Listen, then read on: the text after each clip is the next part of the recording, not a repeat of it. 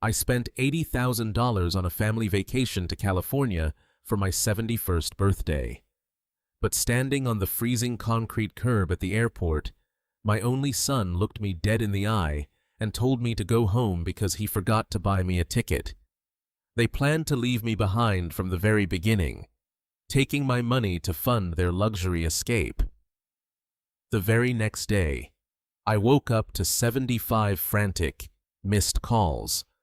Before I tell you exactly how I dismantled their perfect little lives and made them pay for every single ounce of disrespect, let me know which city or state you are watching from in the comments below. Hit the like button and subscribe to the channel if you believe that family who treats you like a personal bank account deserves to face the ultimate consequences. My name is George Bennett. I am 70 years old, a retired structural engineer who spent 40 years building skyscrapers in Chicago and a lifetime building a safety net for my family. But that morning, at O'Hare International Airport, the entire foundation of my life crumbled in an instant. The wind coming off Lake Michigan was brutal, whipping through my thin wool coat as I stood at the drop-off zone of Terminal 3. The heavy smell of jet fuel and exhaust fumes filled my lungs.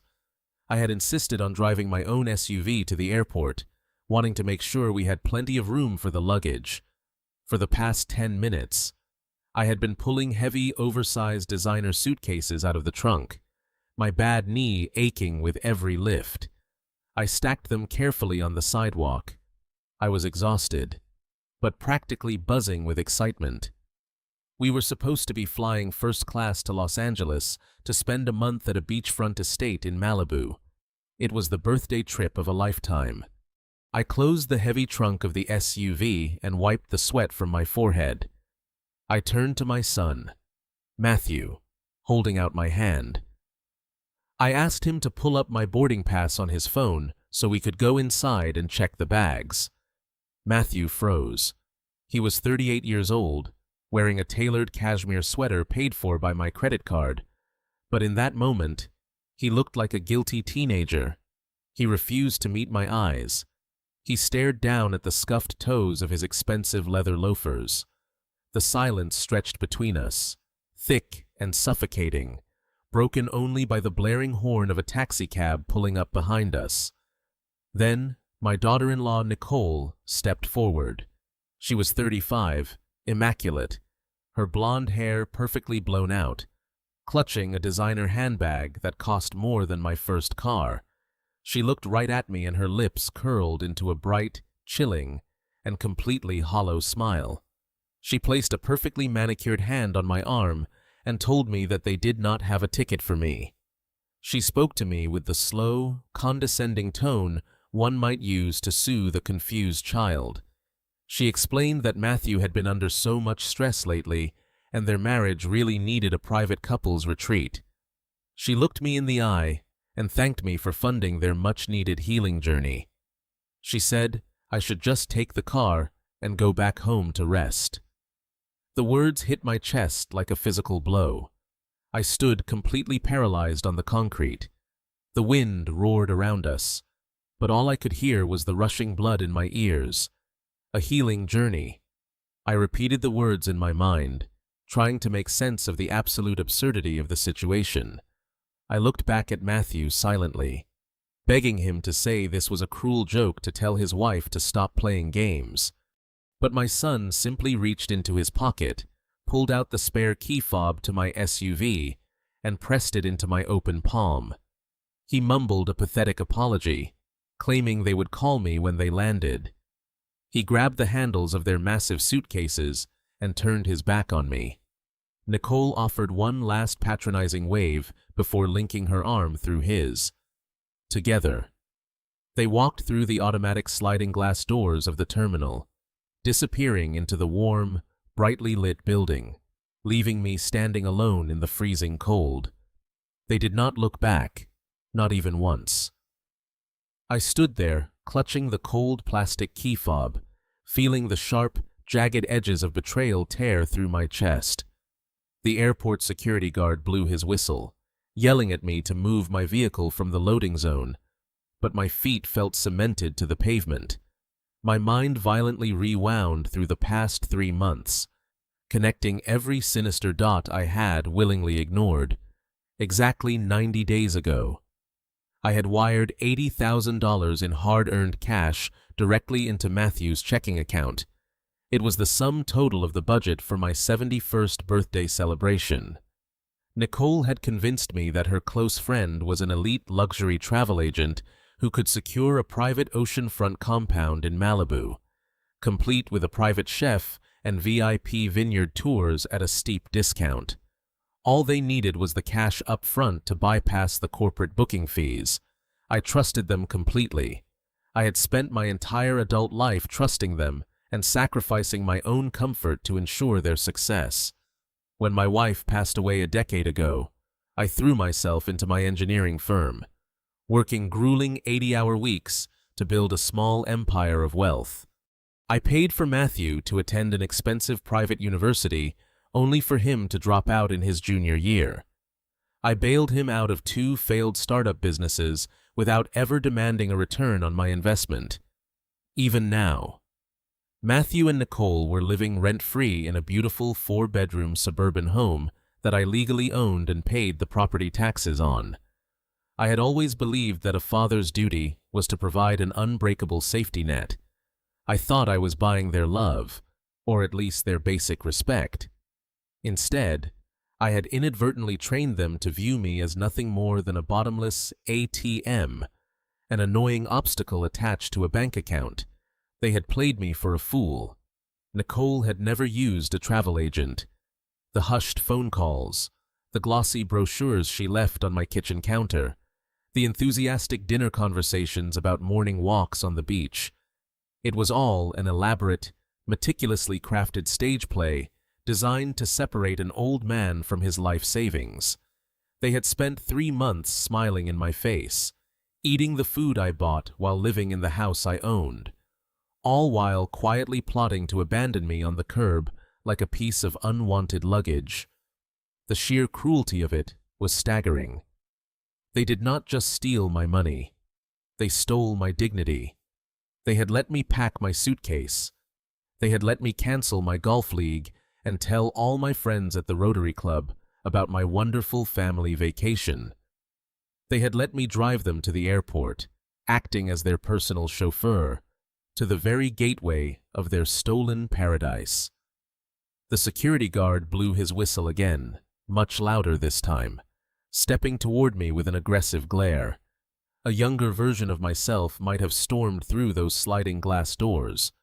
I might have marched right up to the first-class check-in counter, grabbed my son by his expensive collar, and demanded my money back in front of hundreds of strangers. I might have screamed until my throat was raw. But I did not scream. I did not shed a single tear.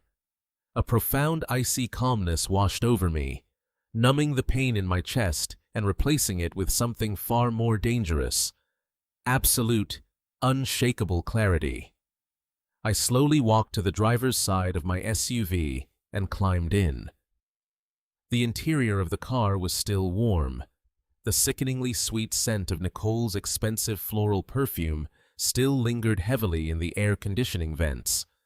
I rolled all the windows down, letting the freezing Chicago wind blast through the cabin to scrub their presence from my space. I put the car in drive and pulled away from Terminal 3. The drive back to the suburbs felt like crossing into a new reality. I merged onto the Kennedy Expressway, the tires humming a steady rhythm against the asphalt. With every mile marker I passed, the devastated, heartbroken father faded away. In his place, the structural engineer emerged. My entire career had been based on calculating load-bearing limits, finding structural weaknesses, and executing controlled demolitions. Matthew and Nicole thought they had pulled off the perfect crime. They thought my love for them made me weak, blind, and helpless. They assumed I would just go home, cry in my favorite armchair, and forgive them the moment they brought me a cheap souvenir from the boardwalk. They fundamentally misunderstood the man they had stolen from. They had built their entire lavish lifestyle on a foundation of my money, my credit, and my property. And as I turned onto my quiet, tree-lined street and parked in my empty driveway, I realized exactly what I needed to do. I was going to systematically dismantle their world. I was going to cut every financial wire pull, every legal support beam, and watch their entire arrogant lives collapse into dust. I walked up to my front door, unlocked it, and stepped into the absolute silence of my house. The time for being a loving father was over. It was time to make an adjustment. I turned the heavy brass key in the front door of my house and pushed it open. The familiar scent of lemon polish and old books greeted me, but the silence inside was absolute and heavy. Usually returning from a canceled trip would bring a crushing wave of disappointment. A normal man might have dropped his suitcase in the hallway, slumped into the worn leather recliner in the living room, and surrendered to the heartbreak of being discarded by his own flesh and blood. I did not do that. I left my suitcase standing perfectly upright next to the umbrella stand. I took off my wool coat, folded it meticulously over the back of a dining room chair, and walked right past the fireplace. The mantel was lined with framed photographs of a family that no longer existed in my mind. There were pictures of Matthew as a young boy playing baseball, pictures of his college graduation, and pictures of his lavish wedding. I did not spare them a single glance. Those photos belonged to a past that had just been burned to the ground at the airport.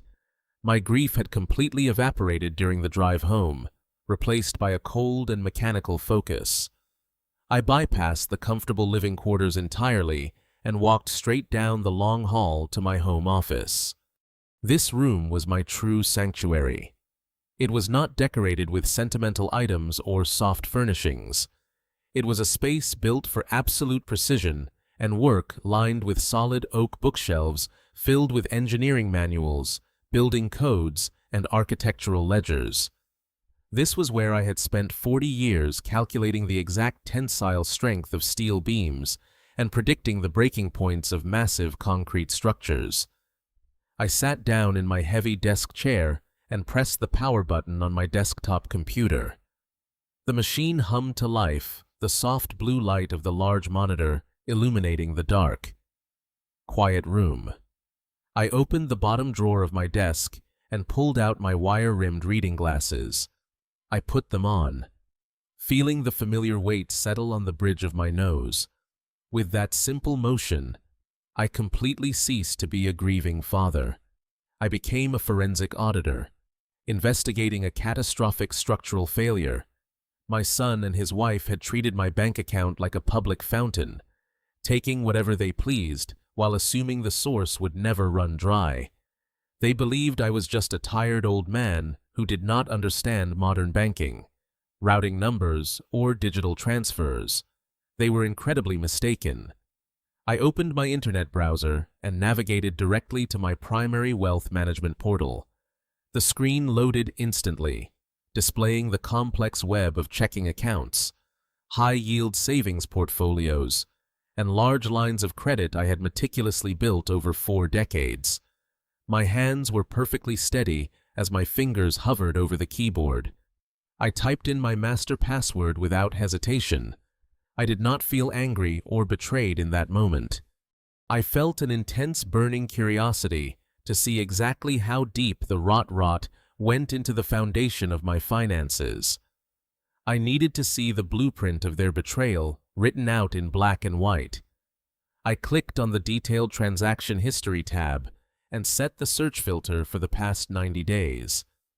The numbers populated the bright screen in neat, orderly rows. It was time to systematically follow the money and find exactly where my $80,000 had actually gone.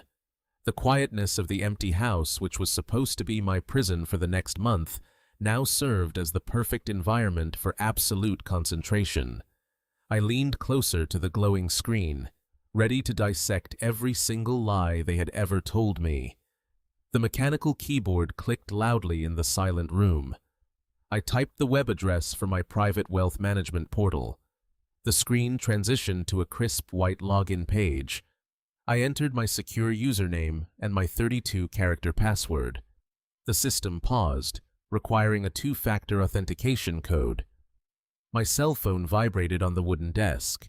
I picked it up, read the 6-digit security code, and typed it into the empty boxes on the screen. I hit the Enter key. The blue loading circle spun for exactly 3 seconds before my entire financial life materialized before me. I possessed a highly structured portfolio. It was divided into primary checking, high-yield savings, municipal bonds, and a dedicated trust account. I did not care about the total balance at the top of the screen. I only cared about the specific outflow of $80,000. I navigated to the transaction menu and selected my primary liquid savings account. I clicked on the advanced search function. I set the date range to begin exactly 90 days ago, the second week of October. That was the week Nicole sat at my kitchen table drinking my coffee and explaining that her exclusive travel agent needed a direct cash transfer to secure the Malibu estate. I filtered the search results to only show outgoing wire transfers. The screen refreshed. A single line item appeared. October 14th, outgoing wire transfer. The amount was exactly $80,000. I clicked on the blue hyperlink attached to the transaction confirmation number to open the detailed receipt. The digital document loaded, displaying the origin and destination data. The funds had successfully cleared my account and landed in a checking account at a completely different banking institution. I recognized the routing number and the last 4 digits of the destination account. It was Matthew's personal checking account. The transaction status was permanently marked as settled. The money had been delivered precisely as requested. If their story had been true, that $80,000 would have been immediately forwarded from Matthew's account to a licensed luxury travel agency. I needed to verify if that secondary transaction ever took place. Because I had financially supported Matthew for his entire adult life, I still had access to his banking records as a joint account holder on his oldest checking account. He had opened it during his freshman year of college, and we had simply never removed my name. He likely forgot I still had digital access. I opened a new browser tab. I typed in the web address for his specific bank. I used my legacy login credentials. The system accepted them instantly. Matthew's financial dashboard loaded. It was a chaotic mess of overdraft protection transfers and high credit utilization warnings.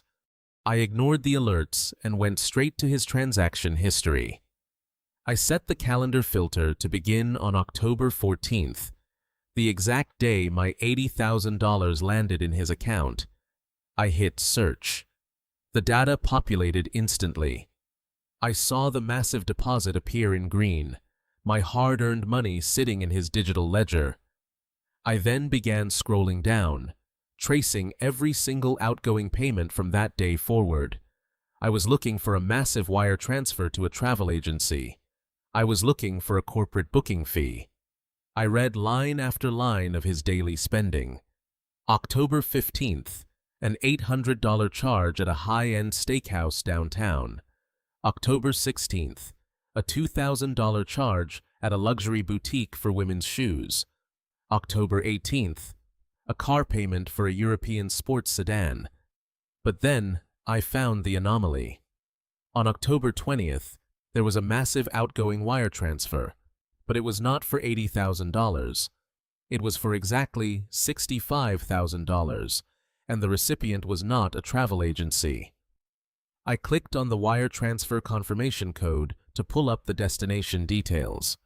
The money had been sent to a private wealth management institution known for handling offshore shell corporations. The recipient name was listed as Emerald Horizon Limited Liability Company. I opened a fourth browser tab and accessed the Public Business Registry database for the state of Delaware. I typed in Emerald Horizon. The search results generated a digital incorporation document filed just 2 weeks before I handed over my money. I scrolled down to the bottom of the legal filing to find the registered agent. The name printed in bold black letters was Nicole Bennett. The scope of the fraud crystallized on my glowing monitor. They did not just spend my money on expensive dinners. Nicole had meticulously orchestrated a corporate shell game. She had convinced me to hand over cash under the guise of a vacation, funneled the majority of it into a private offshore entity, completely under her control, and left the remainder in Matthew's checking account for their daily luxury expenses. They had systematically laundered my birthday fund into their own private wealth reservoir.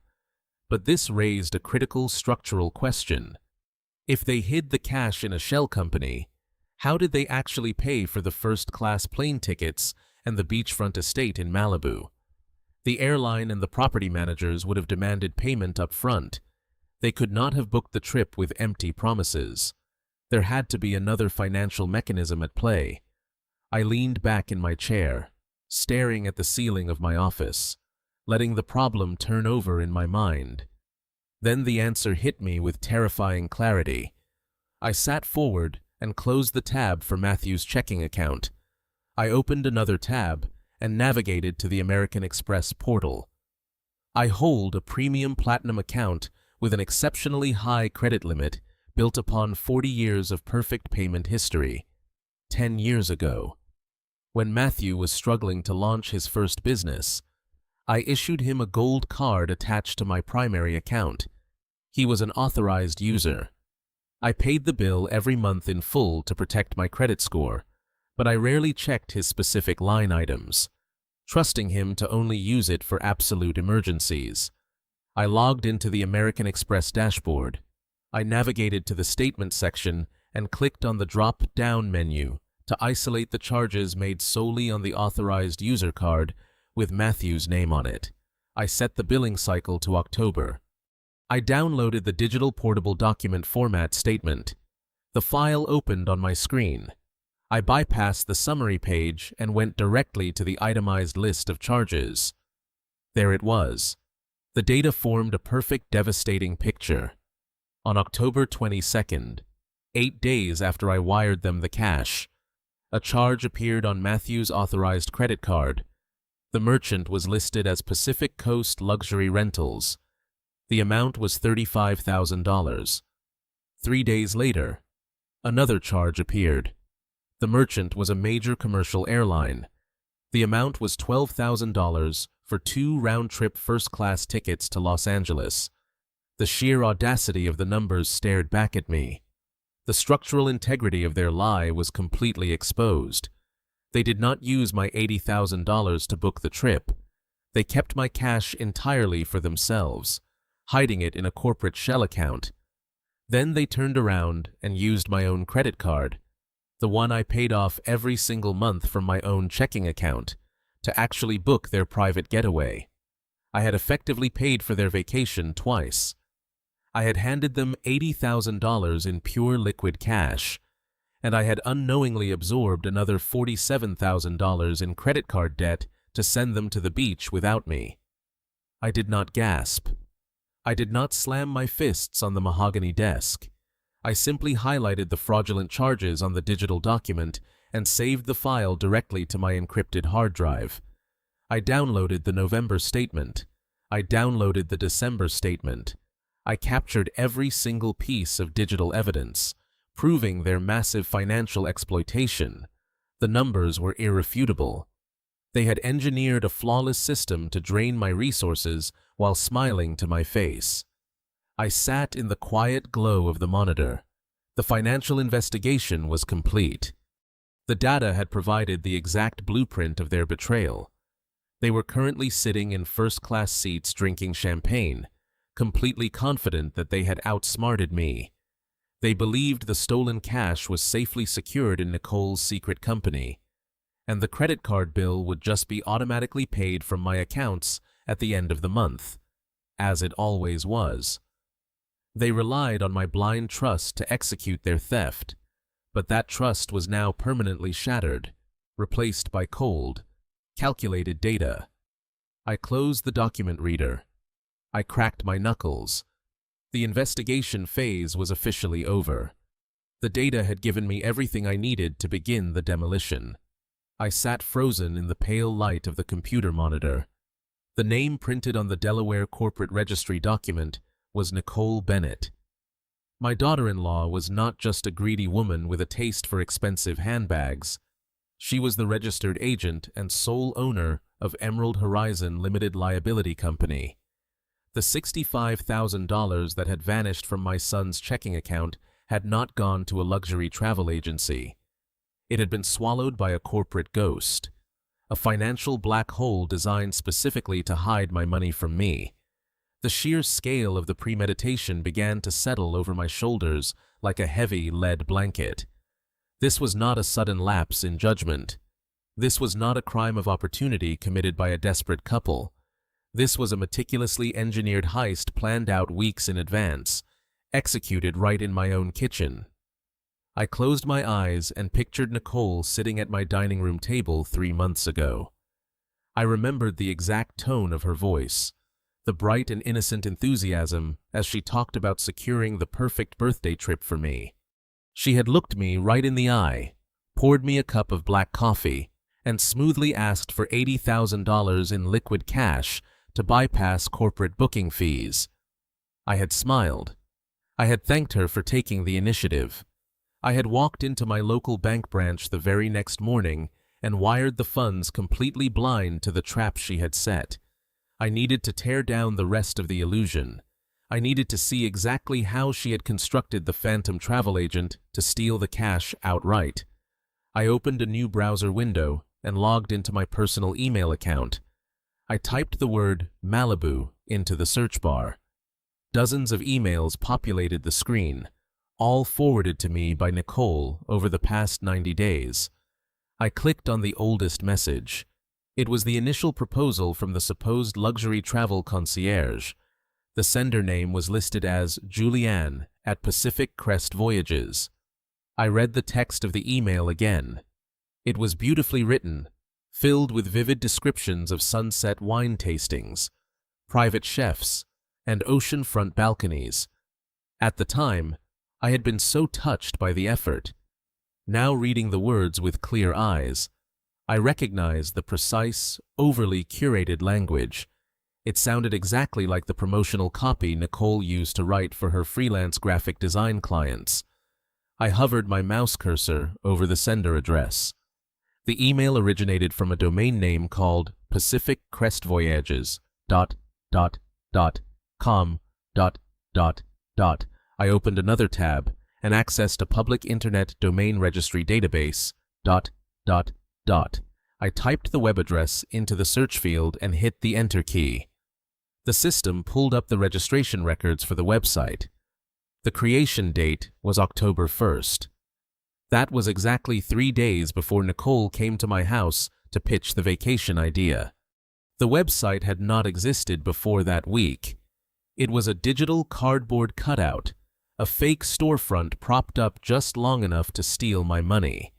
I clicked on the technical details of the domain registration. It had been purchased through a cheap anonymous internet hosting provider for exactly $12. I then searched for the phone number listed at the bottom of the forwarded emails. I typed the 10-digit number into a reverse phone lookup directory. The results confirmed my darkest suspicions. It was not a landline connected to a corporate office in Beverly Hills. It was a disposable internet voice protocol number, the kind you can generate for free using a smartphone application. There was no Julianne. There was no Pacific Crest Voyages. Every glossy brochure Nicole had left on my kitchen counter had likely been designed by her own hand on her laptop, printed on expensive paper at a local copy shop to make the lie feel tangible. She had created an entire fake company complete with a functioning email address and a custom logo solely to convince a 70-year-old man to part with his life savings. The travel agent was a complete fabrication, a ghost entirely conjured by my daughter-in-law to rob me blind. And my son Matthew was either the most oblivious man on the planet or a completely willing accomplice. Given that the $80,000 had first landed in his personal checking account before being funneled into the shell company, I knew he was fully aware of the theft. He had watched the money arrive. He had authorized the outgoing wire to his wife's secret business. He was just as guilty, just as rotten as the woman he married. The true scope of the scam was absolutely devastating. I sat back in my heavy leather chair, letting the mechanical precision of their theft wash over me. They had stolen $80,000 in pure cash. They had hidden $65,000 of it in an offshore shell account, likely intending to use it as a down payment on a new luxury home or to fund her failing design business without my knowledge. They had left $15,000 in Matthew's checking account to cover their daily extravagant expenses, the expensive steak dinners, and the designer shoes I had seen on his bank ledger. But they still needed to actually go on the vacation to maintain the lie. They needed to board a plane and fly to California so I would not get suspicious and come looking for them at their house. So, they committed the second layer of the fraud. They used the authorized American Express card bearing my name. They charged $47,000 to my credit line to pay for their first-class tickets and a smaller but still luxurious beachfront rental for just the two of them. They had effectively doubled the financial damage. I was out $80,000 in cash, and I was about to be billed another $47,000 for a trip I was explicitly banned from taking. The psychological cruelty of it was almost harder to process than the massive financial loss. They did not just steal from me from a distance. They involved me in the daily theater of my own robbery. They had made me pack a suitcase. They had made me cancel my social engagements and brag to my friends about my wonderful, generous family. They had actually allowed me to drive them to O'Hare International Airport. They had sat in the back of my car laughing and talking about the sunny weather in Los Angeles, knowing full well they were about to leave me standing on the freezing concrete curb. They had squeezed every single drop of utility out of me, using me as a free chauffeur for the final leg of their grand heist. The level of sociopathy required to execute a plan like that against a family member was staggering. They had no empathy. They had no conscience. They viewed me entirely as a resource to be harvested and discarded the moment I ceased to be useful. I looked at the framed photograph of Matthew sitting on the edge of my bookshelf. It was taken on his 10th birthday. I remembered buying him a new bicycle, remembered running behind him down the sidewalk, holding the seat until he found his balance. I had spent my entire life trying to keep him steady, trying to build a world where he would never have to struggle. I had succeeded, but in doing so, I had created a monster of absolute entitlement. I had funded his weakness until it mutated into cruelty. The devastating discovery was complete.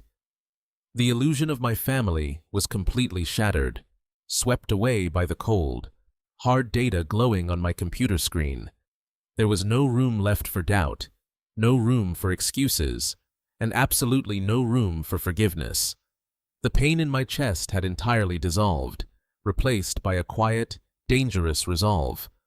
I reached over and laid the framed photograph face down on the mahogany desk. I did not need to see his face anymore. I only needed to look at the numbers. The numbers told the absolute truth. I took a deep breath, feeling the cold air fill my lungs. I had uncovered the massive theft of the vacation funds. Now, I needed to uncover exactly how they were currently surviving day to day. If they were bold enough to steal $80,000 and forge an entire travel agency, there was no telling what other financial boundaries they had crossed in my name. I was ready to dig deeper. I was ready to find every single vulnerability in their stolen lives and pull the foundation right out from under them. I kept scrolling through the downloaded credit card statements. My eyes moved past the massive vacation charges and settled on the mundane, everyday transactions. I wanted to see exactly how they were funding the rest of their perfectly curated suburban life. 4 years ago, when Matthew and Nicole got married, I made a decision that I thought was incredibly generous, but also responsible. I owned a beautiful 4-bedroom house in a quiet neighborhood just 20 minutes away. I allowed them to move in. I paid the annual property taxes and the overarching insurance policies. But to teach Matthew a sense of financial responsibility, I required him to pay a flat fee of $2,000 a month to cover the remaining mortgage balance and basic maintenance. It was less than half of what rent would cost for a comparable property in that area. He was supposed to transfer that money directly into a dedicated property management account I had set up at a local credit union. Every month for 4 years. I saw a deposit of $2,000 appear in that account. I had been proud of him for finally managing his obligations.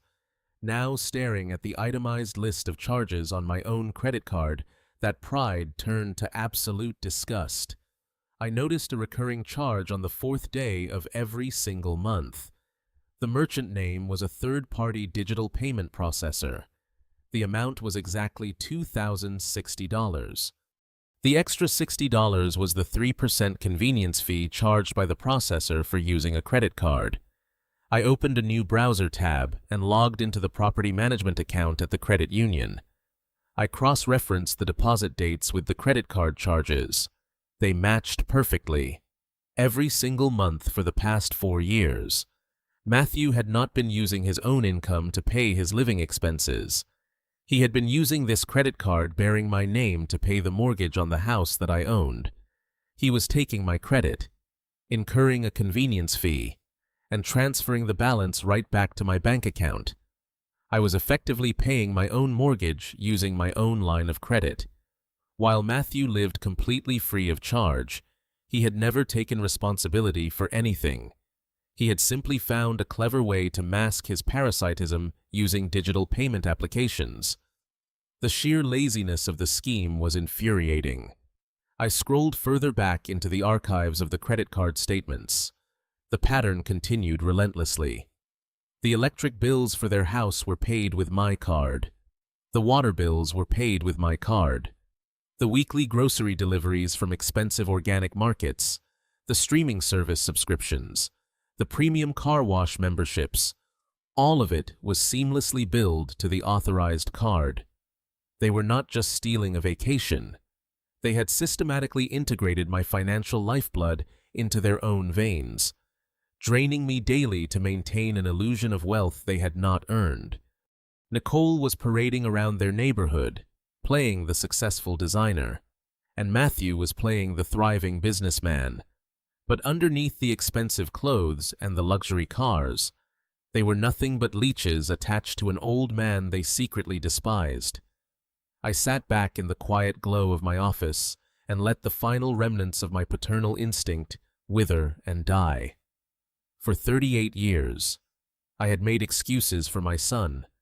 I had blamed his failures on bad luck, on tough economic times, and on poor business partners. I had convinced myself that he just needed a little more time and a little more help to finally mature into a respectable man. But the data glowing on the screen in front of me offered no room for excuses. Matthew was not struggling. He was a predator. And he had found a willing and eager partner in Nicole. They had looked at my lifetime of hard work, my late nights at the engineering firm, and the sacrifices I made after my wife passed away, and they had seen nothing but a gold mine waiting to be excavated. A deep, resonant calm settled over my entire body. I reached forward and closed all the browser tabs containing their bank accounts and shell companies. I did not need to see any more. The audit was complete and the verdict was final. I was not going to give them a stern lecture. I was not going to demand an apology or ask them to go to family counseling. You do not negotiate with parasites. You simply cut off their supply. I looked at the digital clock in the corner of my computer monitor. They had been in the air for exactly 2 hours. They were currently flying over the Rocky Mountains, completely unreachable and entirely unaware that the foundation of their life was about to be demolished. I picked up my cell phone from the mahogany desk. It was time to sever the first wire. I checked the digital clock in the bottom corner of my computer monitor. It read exactly 2:15 in the afternoon. I opened a new browser tab and typed in the web address for a global aviation tracking database. I entered the specific flight number I had found on the downloaded credit card statement. A highly detailed digital map materialized on the screen, displaying a tiny airplane icon slowly creeping its way across the American Midwest. The telemetry data indicated they were currently cruising at 36,000 feet somewhere over the rugged mountains of Colorado. They were entirely encapsulated in a pressurized metal tube hurtling through the thin atmosphere at 500 miles per hour. They had absolutely no internet access, no cellular phone reception, and no possible way to contact the outside world for at least another 2 hours. It was the perfect tactical window. They were completely isolated and entirely vulnerable. I picked up my cell phone from the smooth mahogany surface of my desk. The screen was completely blank, devoid of any text messages or missed calls from my son. He had casually promised to call me when they landed, a hollow and patronizing gesture meant to keep the foolish old man pacified. I unlocked the phone and opened my digital contacts list. I did not dial his number. Instead, I reached into my leather wallet, pulled out my heavy metal platinum credit card, and typed the premium customer service number printed on the back into my keypad. I pressed the green call button and raised the phone to my ear. The line rang exactly one time before the automated system picked up. A polite, pre-recorded voice thanked me for being a loyal member since 1984 and asked me to state the purpose of my call. I spoke clearly and firmly into the receiver. I said I needed to report a stolen card and permanently freeze an entire account. The system immediately transferred me. There was no irritating hold music, no waiting in a long automated queue. As a premium tier card holder with a massive financial footprint, my calls were routed directly to the elite corporate security team. A live representative answered within seconds. Her name was Sarah, and she spoke with a crisp, highly professional tone. She asked for my full legal name and the primary account number. I recited the 16 digits flawlessly from memory. She then moved through the mandatory corporate security protocols. She asked for my date of birth, the last 4 digits of my social security number, and the answer to my private security question. I provided every single piece of information with absolute precision. My voice did not shake. My breathing was slow and incredibly measured. I was not a panicked victim calling to report a lost wallet. I was a man executing a highly calculated financial maneuver. Sarah confirmed my identity and thanked me again for my 40 years of flawless membership. She asked me which specific card I needed to report as stolen. I told her it was the secondary gold card, the one specifically issued to the authorized user named Matthew Bennett. I explained that the physical card had been severely compromised and that highly fraudulent charges had been deliberately made over the past 90 days. Sarah changed her tone instantly, shifting from polite customer service to serious corporate fraud prevention. She informed me that she would instantly deactivate the physical piece of plastic. I stopped her right there. I told her that deactivating the physical plastic was nowhere near enough. I needed her to completely purge the entire digital footprint of that specific card. I knew exactly how Matthew operated. He rarely carried his actual physical wallet when he traveled. He relied almost entirely on his expensive smartphone, using digital payment applications to tap and pay for absolutely everything from expensive steak dinners to luxury car rentals. I instructed Sarah to ensure that the card was immediately deleted from all digital wallets, mobile payment platforms, and saved merchant profiles. I told her to flag the specific card numbers so that any pending authorizations hotel holds or future subscription charges would be forcefully and permanently declined. Sarah typed rapidly on her keyboard, the sharp clicking sounds echoing softly over the secure phone line. She confidently assured me that the authorized user card was now completely voided across all physical and digital platforms globally. But I was not finished. I knew that simply canceling his card might trigger an automated courtesy email from the bank offering to expedite a replacement card to his home address or allowing him to access the primary account through a digital verification loop. I could not leave any structural loopholes for him to slip through. I told Sarah that I was initiating a comprehensive security audit of my entire financial portfolio. I ordered her to place a hard security freeze on the master account. I instructed her to instantly lower my multi-million-dollar credit limit to $0 and zero. I explicitly revoked any and all verbal or digital permissions previously granted to the authorized user. I made it absolutely clear that Matthew Bennett was to be permanently locked out of the banking ecosystem and that no new credit lines, replacement cards, or emergency cash advances were to be issued under any circumstances without my physical presence inside a local bank branch. Sarah read a mandatory legal disclaimer warning me that freezing the master account would also instantly decline my own automatic utility bill payments and prevent me from making any new personal purchases until the security freeze was officially lifted. I told her I understood the consequences perfectly. I had plenty of liquid cash sitting safely in my local checking account to cover my own modest daily expenses. I did not need the massive credit line to survive. The credit line was the exclusive lifeblood of their parasitic lifestyle, not mine. Sarah confirmed my final instructions. She told me the security freeze was officially active. The authorized card was entirely dead. The massive financial safety net they relied upon had just been completely vaporized. I thanked Sarah for her extreme efficiency and ended the phone call.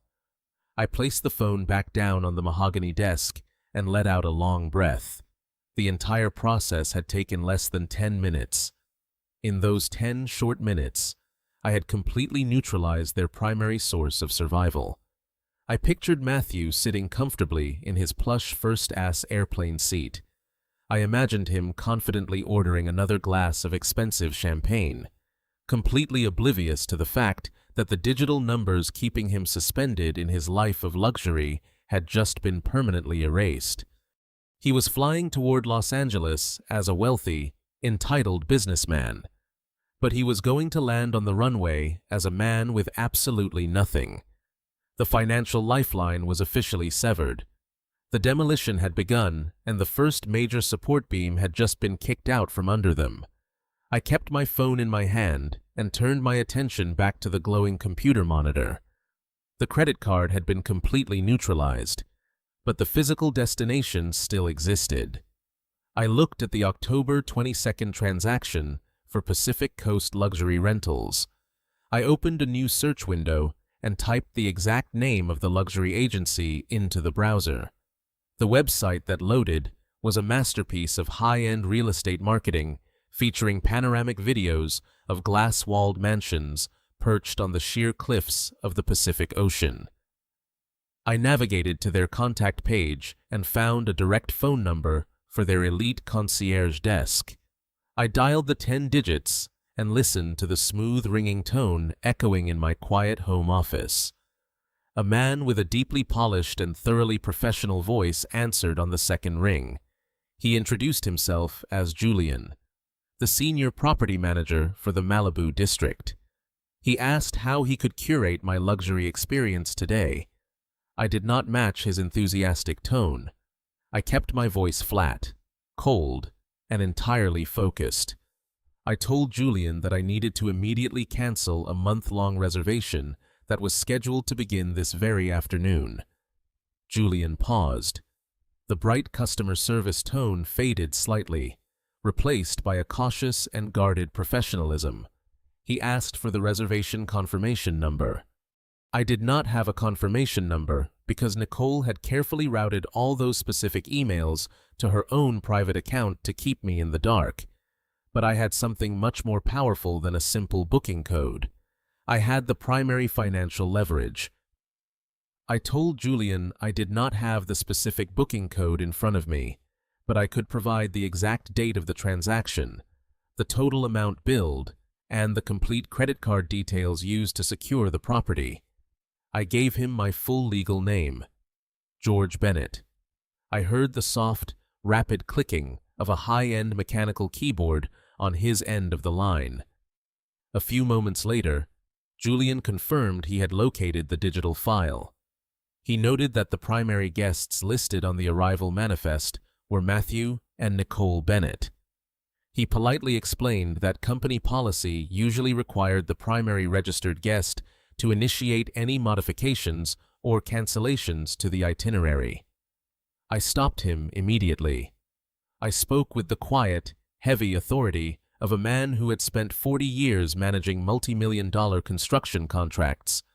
I explained that while Matthew and Nicole were listed as the arriving guests, the entire $35,000 balance had been charged to a premium credit card bearing my exact legal name as the primary account holder. I told him he could verify this reality by matching the billing address on the original transaction to my current registered residence in Chicago. Julian placed me on a brief hold to consult with his management team. The line went completely silent. I waited patiently, watching the second hand sweep across the face of my wristwatch. I imagined Matthew and Nicole sitting in their spacious airline seats, eating warm roasted nuts, entirely ignorant of the conversation happening on the ground below them. When Julian returned to the phone, his tone had shifted entirely to complete compliance. He confirmed that since my name and my credit profile were the sole financial guarantors of the massive transaction, I possessed the absolute legal authority to modify or terminate the rental contract. He then transitioned into a very delicate and serious warning.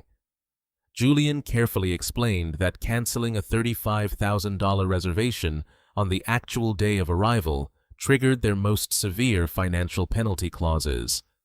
The sprawling oceanfront property had been taken off the open market for an entire month, specifically to accommodate my family.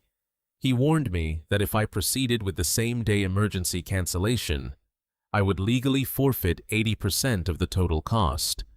I would only receive a $7,000 refund, and I would lose $28,000 instantly. He asked if I needed time to reconsider, given the extreme financial loss I was about to incur. Julian waited for me to react to the massive penalty. A younger man, or a man driven purely by panic, might have hesitated. $28,000 is a tremendous amount of money to simply throw away into the wind. But I was not looking at this situation as a lost family vacation. I was looking at this as the unavoidable cost of a controlled demolition. In structural engineering, sometimes you have to detonate a highly expensive framework to prevent a much larger catastrophe from spreading to the rest of the foundation. Absorbing that massive cancellation fee was the necessary price I was completely willing to pay to sever their safety net forever. I did not waver for a single second. I told Julian that I fully understood the strict terms of the agreement, and I explicitly authorized the 80% penalty without any hesitation. I instructed him to process the cancellation immediately and refund the remaining 20% back to the original method of payment, which was now safely frozen under my total control. I needed to be absolutely certain there were no remaining security vulnerabilities at the actual property. I asked Julian to confirm exactly how the physical estate access was managed. He explained that the front gates and the main doors of the mansion were secured by a highly advanced digital smart lock system. A unique entry code had been automatically generated by their servers and emailed directly to Nicole yesterday evening. The digital code was scheduled to activate at exactly 4 o'clock Pacific Standard Time today. I told Julian that under no circumstances were Matthew and Nicole allowed to step foot on that property. I instructed him to immediately wipe their access code from the smart lock server. Furthermore, I told him to contact the physical security patrol team for that specific gated community and place Matthew and Nicole Bennett on the permanent unauthorized entry list. I wanted the heavy iron gates completely sealed against them. Julian assured me that the digital access code had already been permanently voided from their system the exact moment I authorized the cancellation. He promised to notify the neighborhood security team immediately to ensure no trespassers would be permitted past the guardhouse. I then gave him one final strict instruction. I told him to put the oceanfront estate right back on the open market at a heavily discounted daily rate. I wanted the property rented out to completely different people by the time the sun went down. I wanted strangers swimming in that private infinity pool and sleeping in that master bedroom when my son finally arrived at the gate. Julian agreed, noting that a significantly discounted beachfront property in Malibu would likely be booked by another eager family within the hour. Julian thanked me for my clear instructions and promised to email the final cancellation receipt to my personal email address. I hung up the phone and placed it gently on my desk. 2 minutes later, my desktop computer chimed with an incoming email notification. I opened the message from Pacific Coast Luxury Rentals. The formal digital document clearly stated that the month-long reservation was permanently terminated and the digital access codes were completely voided. I read the final lines of the legal document with an immense sense of satisfaction. My son and his treacherous wife had stolen my money to fund their ultimate dream escape, but now their dream escape was nothing but an incredibly expensive mirage. They had an email sitting in their inbox containing a digital access code that no longer worked for a beautiful house they no longer had the right to enter. I had willingly burned $28,000 to build an impenetrable brick wall right at the finish line of their stolen victory lap. The trap was now fully constructed and armed. I leaned back in my heavy leather chair and took a deep, slow breath. The second major support beam had been kicked out and the building was beginning to lean. I watched the email from the luxury estate agency drop into my digital inbox.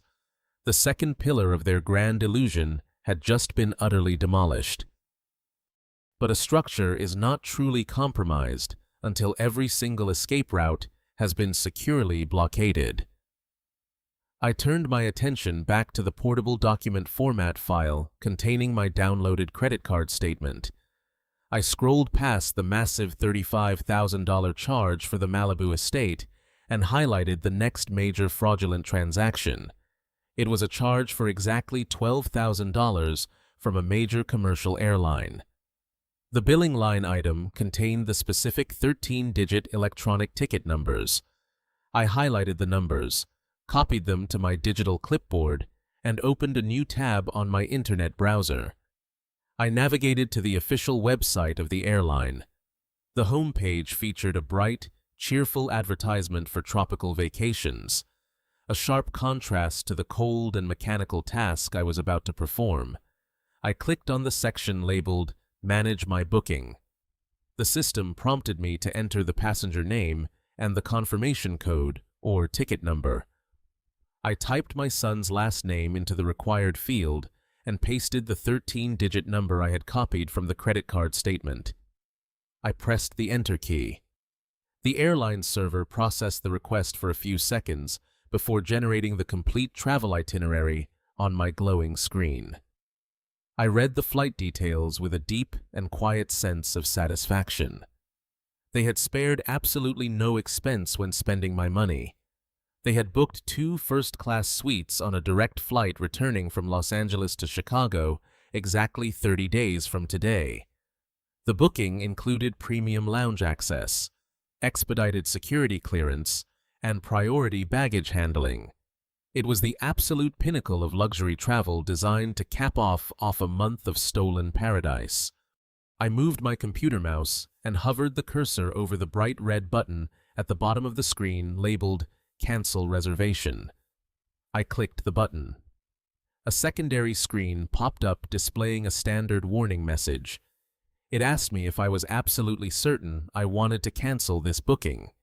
It informed me that because these tickets were purchased as fully refundable premium fares, The entire $12,000 balance would be immediately credited back to the original method of payment.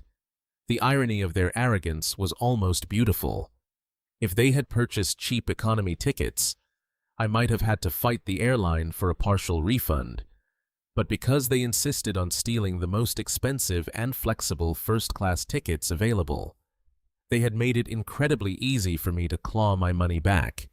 They had built their own trap with the highest quality materials. I checked the small confirmation box at the bottom of the screen to agree to the cancellation terms. I took a deep breath, savoring the absolute stillness of my home office, and firmly clicked the submit button. The screen refreshed instantly. A large green check mark appeared, followed by a bold text notification confirming that the reservation had been completely voided.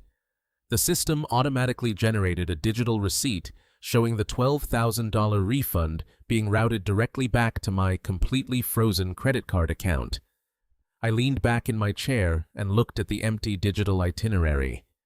The sheer magnitude of their impending disaster was staggering to contemplate. I closed my eyes and vividly pictured the exact geographical reality of their situation.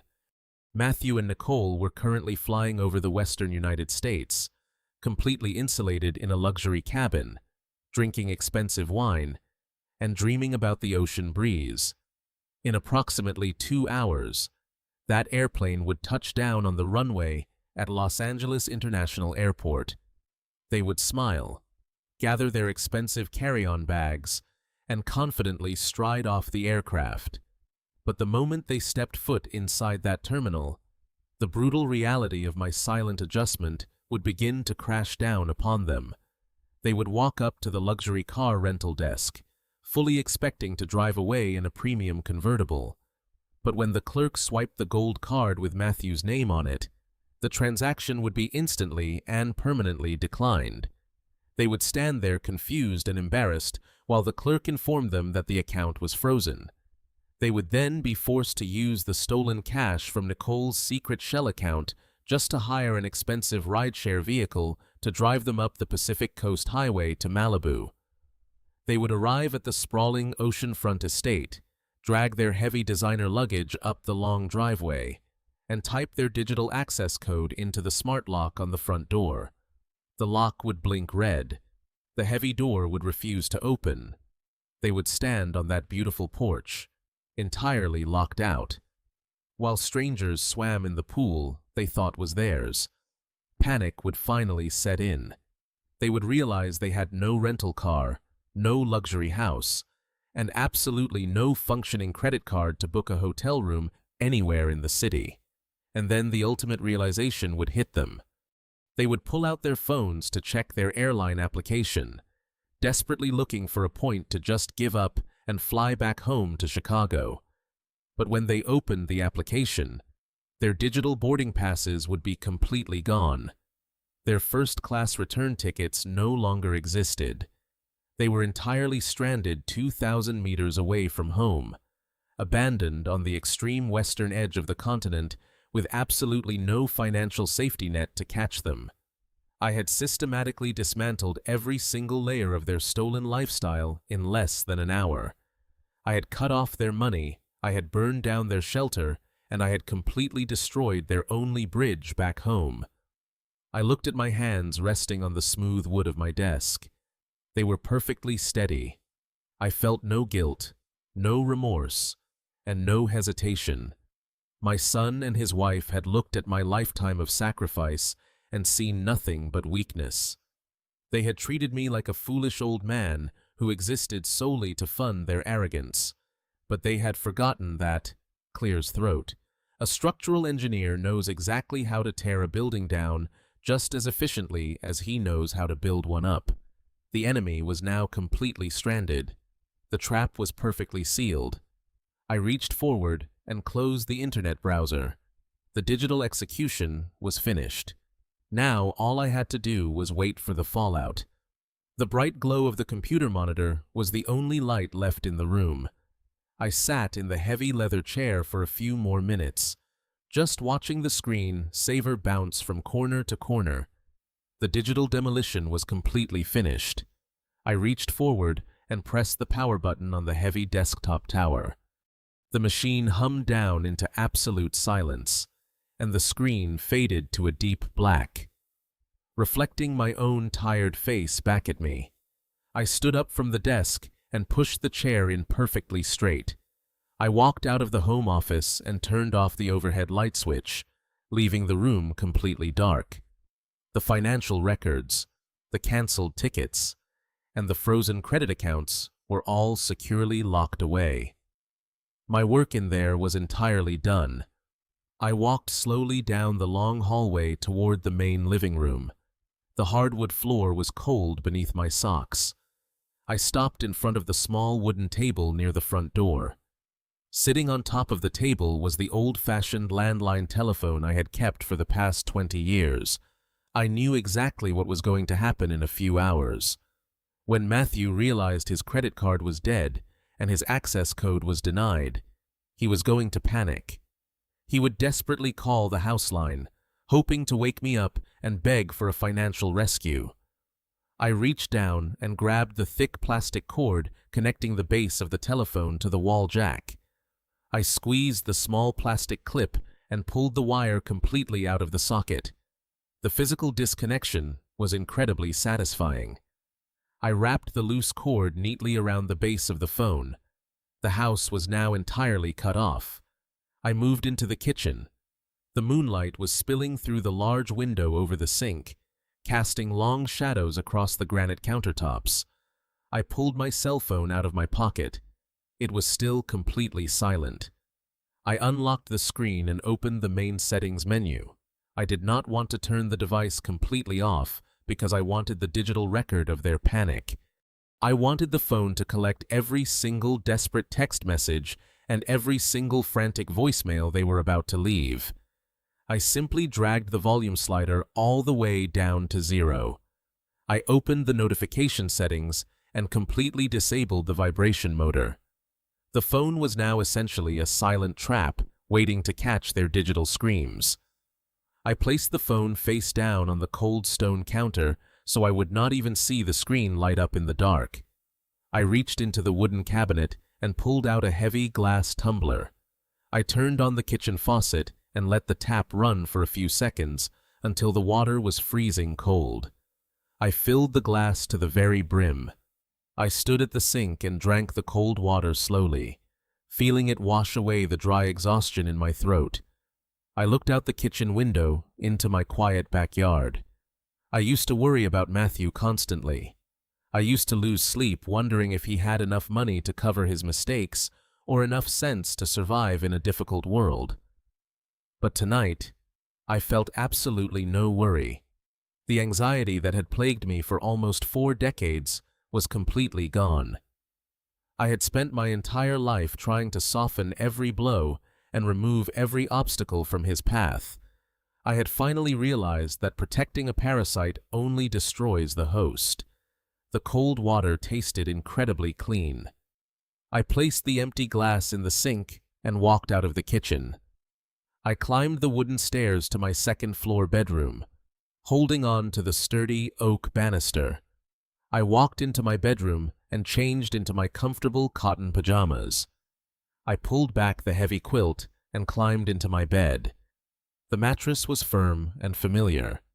I reached over to the bedside table and turned off the small brass reading lamp, plunging the room into total darkness. I laid my head back against the soft pillow and closed my eyes. In exactly 2 hours, a massive commercial airplane was going to land on the runway in Los Angeles. The doors would open, and my son would walk right out into a massive structural collapse of his own making. He was about to experience the absolute chaos of losing everything he had stolen. But in my house, thousands of miles away, there was nothing but perfect peace. I took one final deep breath of the quiet air and fell asleep. I woke up to the soft morning light filtering through the wooden blinds of my bedroom window. For the first time in over a decade, I had slept completely through the night without waking up once. There was no anxious tossing and turning.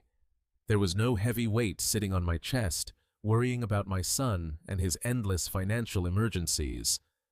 The house was perfectly quiet and comfortably warm. I stretched my legs under the heavy cotton quilt, feeling a deep and profound sense of physical relief. The tension that usually gripped my shoulders had completely dissolved. I threw off the covers and swung my feet over the edge of the bed. I did not rush. I took my time walking into the master bathroom to wash my face and brush my teeth. I looked at myself in the mirror above the sink. The tired old man who had stood freezing at the airport drop-off zone yesterday morning was completely gone. The eyes staring back at me were clear and incredibly focused. I walked downstairs in my slippers. The hardwood steps creaked slightly under my weight. I went straight to the kitchen to begin my daily routine. I filled the glass carafe with cold filtered water and poured it into the coffee maker. I measured out 3 perfect scoops of dark roast coffee grounds. The familiar rich aroma began to fill the air as the machine sputtered and hissed to life.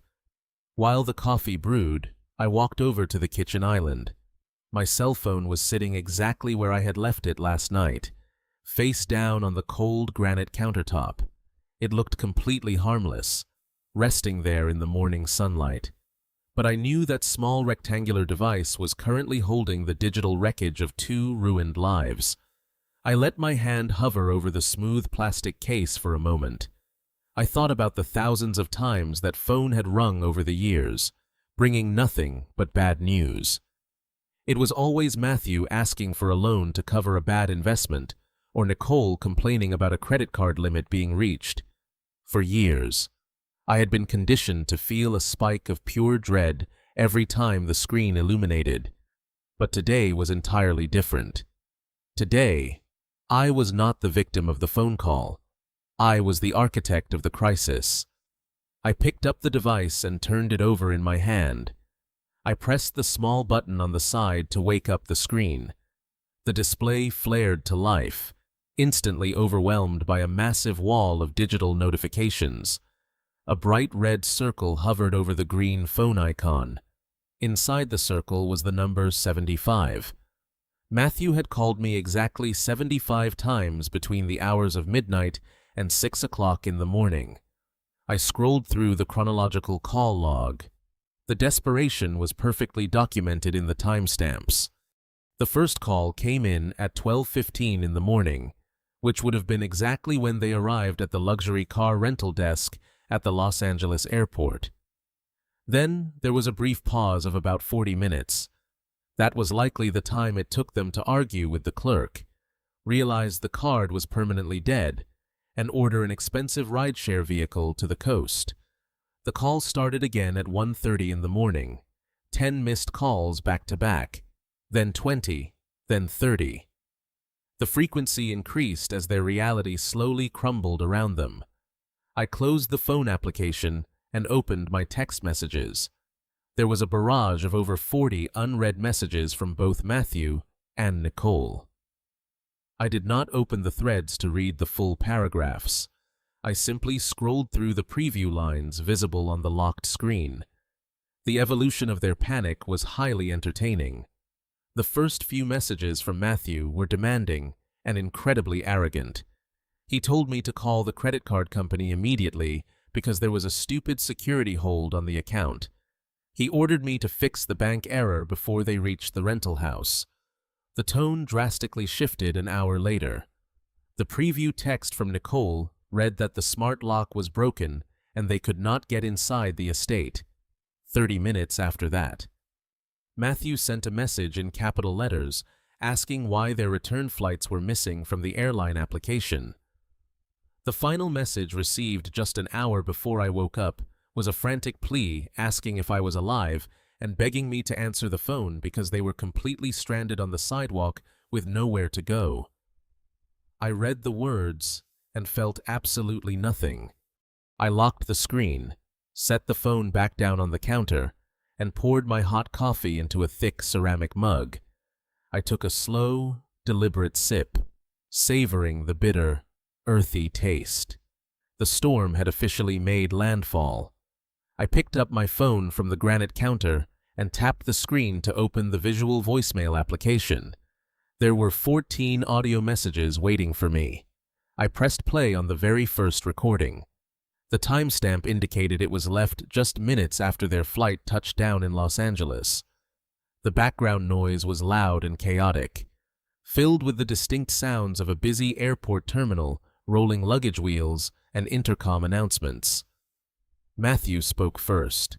His voice was brimming with the arrogant confidence of a man who believed he had just successfully pulled off the perfect crime. He did not say hello. He simply barked an order into the receiver, telling me that my stupid bank had put a security hold on the credit card. I could hear the muffled voice of the car rental clerk in the background, politely explaining that the transaction had been completely declined by the issuer. Matthew let out a loud, dramatic sigh of annoyance. He told me to wake up, call customer service, and clear the fraud alert immediately because he was standing at the premium rental counter and they were refusing to hand over the keys to the luxury convertible he had reserved. The voicemail ended with a sharp and demanding click. I smiled and pressed play on the second message. It was recorded 15 minutes later. The arrogant confidence had clearly started to crack. The background noise was slightly quieter, indicating he had stepped away from the main service counter. Matthew was breathing heavily.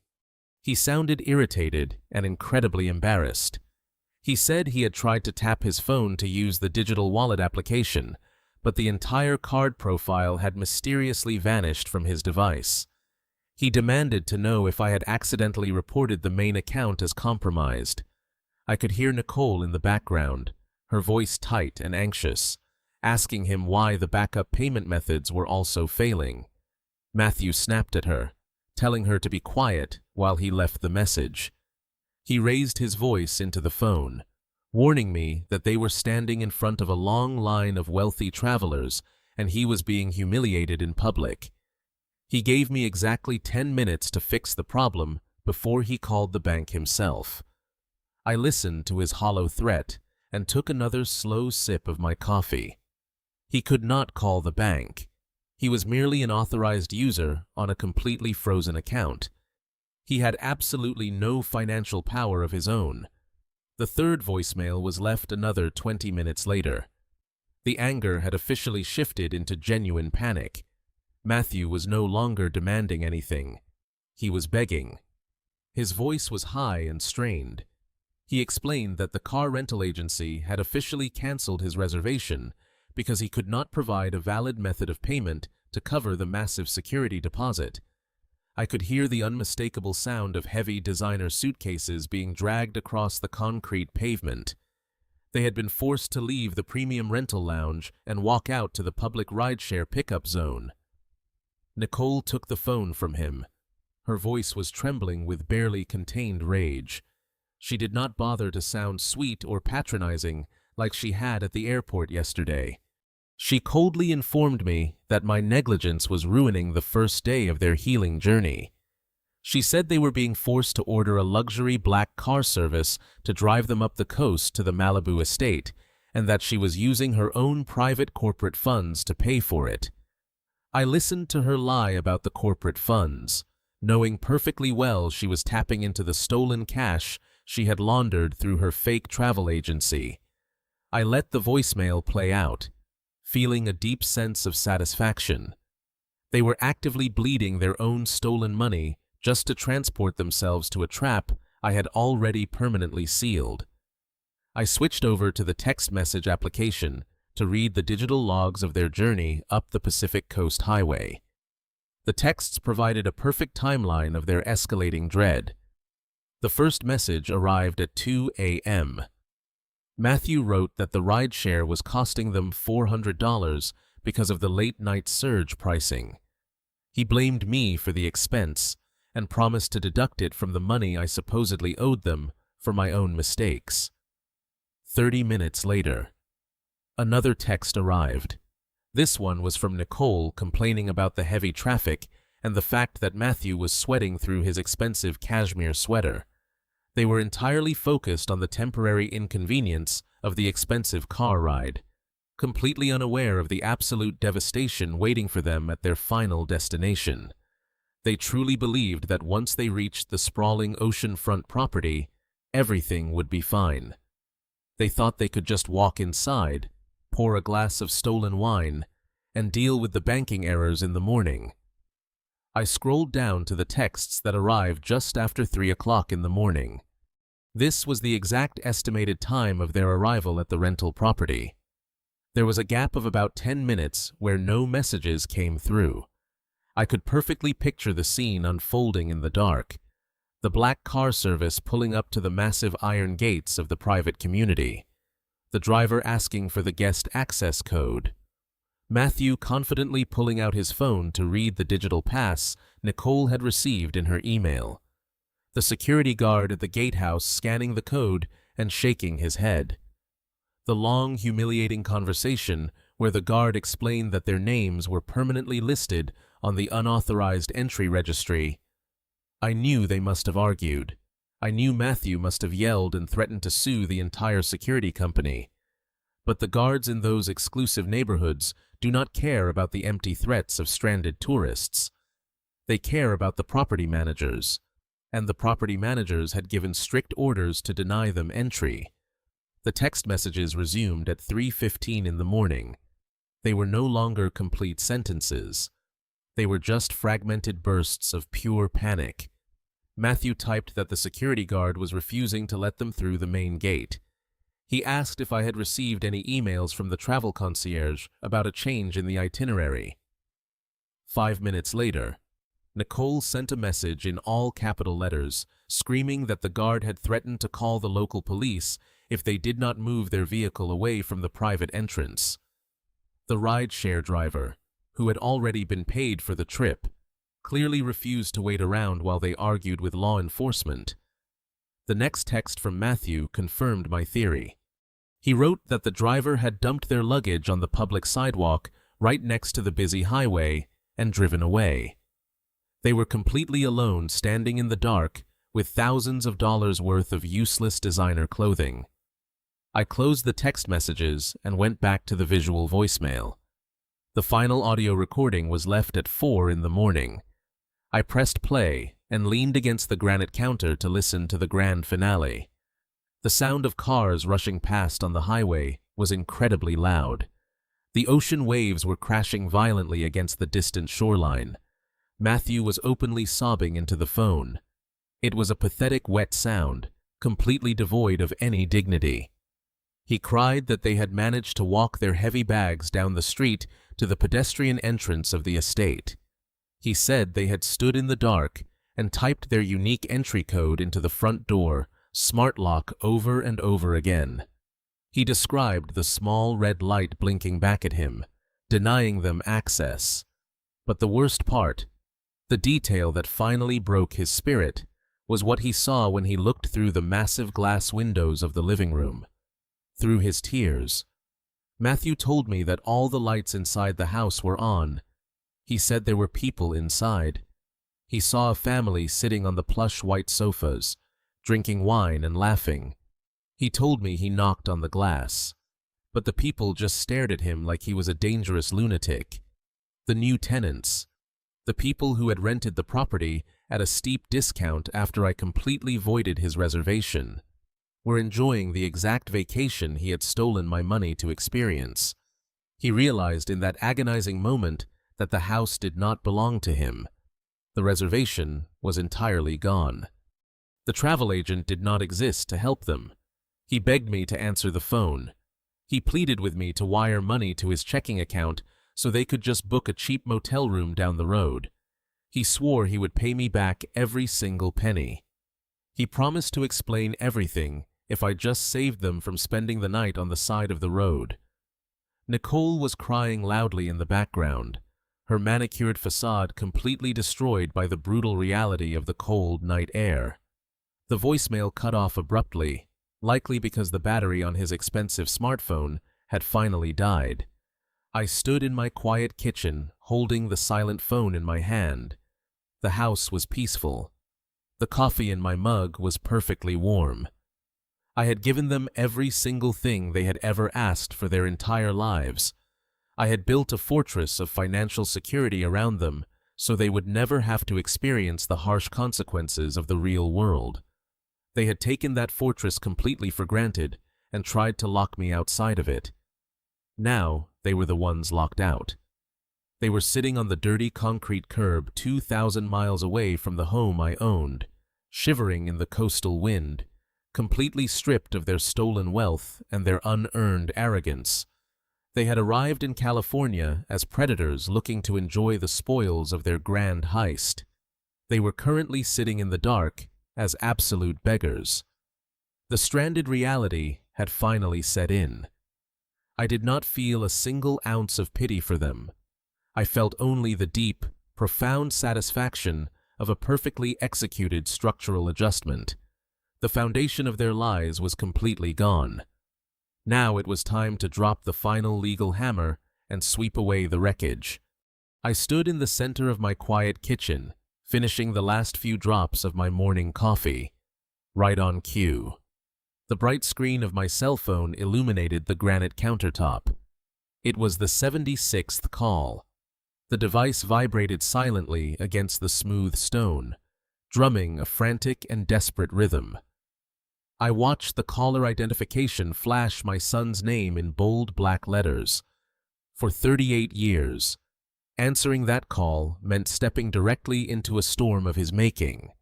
It meant I had to be ready with a checkbook and a sympathetic ear to shield him from the harsh consequences of his own reckless actions. But not today. Today, answering the phone meant dropping the final hammer. I set my ceramic mug gently in the stainless steel sink. I took a deep, steadying breath, feeling the cool morning air fill my lungs and calm my heart. I reached out, picked up the phone, and swiped my thumb across the glowing green icon to accept the call. I brought the receiver to my ear. I did not say hello. I did not offer a warm morning greeting or ask how his flight was. I simply stood in the absolute quiet of my house and listened to the chaotic reality unfolding 2,000 miles away. The line connected, and the sheer volume of my son's voice forced me to pull the phone a few inches away from my ear. Matthew was practically hyperventilating. He was standing somewhere on the side of the Pacific Coast Highway, screaming over the loud, rushing sound of morning traffic and crashing ocean waves. He launched into a vicious, breathless tirade. He did not ask how I was doing. He did not offer a single word of apology for leaving me standing on the freezing concrete curb at the airport yesterday morning. He instantly began berating me for my supposed financial incompetence. He screamed that my stupid bank had completely frozen his authorized credit card for no reason. He yelled that he had spent the entire night sitting on a dirty concrete sidewalk wrapped in a thin jacket because the luxury rental agency had inexplicably canceled their reservation and firmly locked them out of the estate. He blamed me for the entire disaster. He demanded that I immediately call American Express, scream at their corporate customer service department, and force them to unlock the account right this second. He then demanded that I wire $5,000 directly into his personal checking account within the next 10 minutes so he could book a luxury hotel room in Santa Monica and salvage the first day of his precious vacation. I could hear Nicole crying in the background. Her voice was shrill, demanding, and filled with venom. She was telling him to make me pay for the physical trauma she had endured by sleeping outside in the cold air. They were completely blinded by their own towering arrogance, even while standing in the absolute wreckage of their stolen lifestyle. They still viewed me as nothing more than an obedient servant whose only purpose in life was to fix their problems and fund their luxury. They truly believed that the frozen accounts, the canceled reservation, and the missing flights were just a massive series of unfortunate clerical errors. They thought the universe was just having a bad day, and that I was the only one who could correct it. I let him scream. I let him empty his lungs and exhaust his entire vocabulary of insults and demands, I stood perfectly still in my warm kitchen, bathed in the soft morning sunlight, and listened to the frantic unraveling of a man who had never once faced a real consequence in his entire adult life. I listened to his voice crack with genuine fear as he described the security guard threatening to call the police on them. Finally, after 2 full minutes of uninterrupted shouting, Matthew ran completely out of breath. He stopped screaming and demanded to know if I was listening to him. He practically ordered me to confirm that I was already logging into my bank account to send the emergency wire transfer. The silence stretched over the phone line, thick and incredibly heavy. I did not raise my voice to match his panic.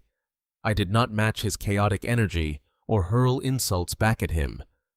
I spoke with the quiet, devastating precision of a judge delivering a final, unalterable verdict.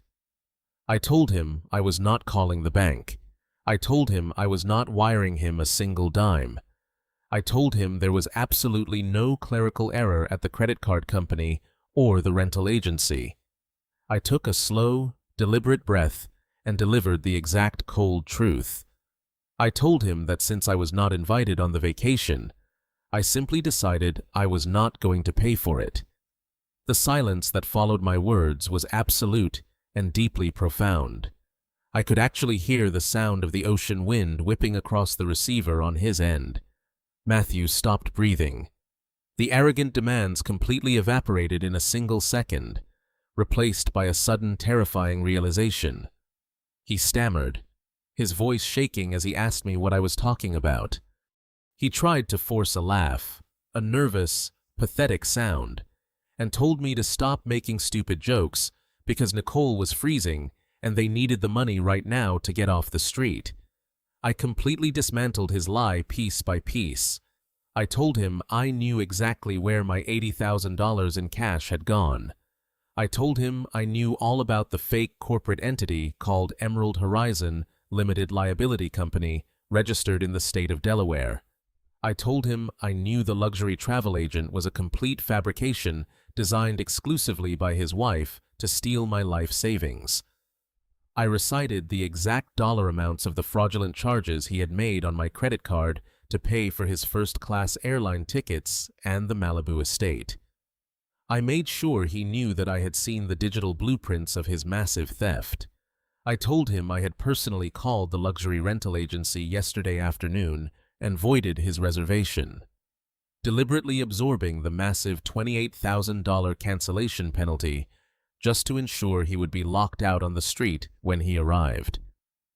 I told him I had personally logged into the airline portal and canceled his return flight to Chicago, leaving him entirely stranded on the West Coast with no way home. I laid out the entire architectural blueprint of his betrayal and my subsequent demolition. I made sure he understood with absolute crystal clarity that I was the sole architect of his current misery, and that every ounce of suffering he was experiencing was intentionally designed by me. Matthew panicked completely. He immediately tried to gaslight me, a manipulative tactic he had successfully used to get out of trouble since he was a teenager. He started talking incredibly fast, changing his tone from demanding to desperately pleading. He claimed I was entirely misunderstanding the situation. He swore on his life that the offshore company was just a legitimate tax strategy Nicole was using to protect the vacation funds from corporate fees. He lied through his teeth, claiming they were actually planning to surprise me by flying me out to join them at the beach house next week. It was pathetic and nauseating to listen to. I was listening to a grown man desperately trying to rebuild a burning house with invisible bricks. I cut him off sharply. I told him I did not want to hear another word of his fabricated nonsense. I told him the financial audit was already complete and the evidence was irrefutable.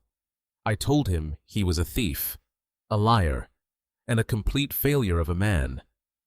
I informed him that the credit card he had been using to secretly pay his own mortgage for the past 4 years was permanently destroyed and that I had permanently frozen my entire financial portfolio to lock him out forever. I told him he was entirely on his own in the world now and that my role as his personal bank was officially terminated. He started to cry again, begging me not to leave them stranded on the highway. He pleaded for just enough money to buy 2 cheap economy plane tickets back to Chicago. I told him he had $65,000 of my stolen cash sitting in his wife's fake corporate account, and that he should probably figure out how to access it before it got dark again. I did not wait for his response. I did not listen to his final pathetic begs for mercy. I pulled the phone away from my ear and pressed the red button to permanently disconnect the call. The phone sat silently on the granite counter for exactly 15 seconds. I watched the black screen, knowing the silence was only a temporary vacuum. A predator backed into a corner does not simply surrender. It lashes out with everything it has left. Right on cue. The phone vibrated violently, the screen flashing with my son's name once more. I let it ring 3 times, savoring the absolute control I held over his anxiety. On the 4th ring, I picked it up and swiped the green icon. I did not say a single word. I just stood in the sunlit kitchen and listened. The frantic weeping boy from a few moments ago had entirely vanished. The mask of the panicked victim was completely gone, replaced by the vicious, snarling reality of the man I had raised. Matthew was no longer begging for economy plane tickets or motel money. He was breathing heavily, his voice completely devoid of tears. It was cold, hard, and dripping with absolute malice. He told me I had made a massive mistake. He did not attempt to apologize for stealing the $80,000. He did not express a single ounce of remorse for manipulating me, lying to my face, or leaving me stranded at the airport terminal. In his twisted mind, he was the injured party. He actually believed he was entirely entitled to my money simply because he existed. He told me that I was a bitter, selfish old man who had hoarded wealth his entire life while forcing his own son to beg for scraps. He screamed that he deserved that luxury vacation, and he deserved the money hidden in the offshore account because I had never supported his brilliant business dreams properly. The sheer delusion of his argument was breathtaking. He had lived rent-free in my property for 4 years and funded his daily lifestyle with my credit card. Yet, he viewed himself as a struggling martyr. He told me I had crossed an unforgivable line by canceling the reservation and ruining his marriage retreat. Then he deployed his ultimate weapon. He dropped his voice to a low, threatening whisper. He told me that he was not going to sit on the sidewalk and accept this defeat.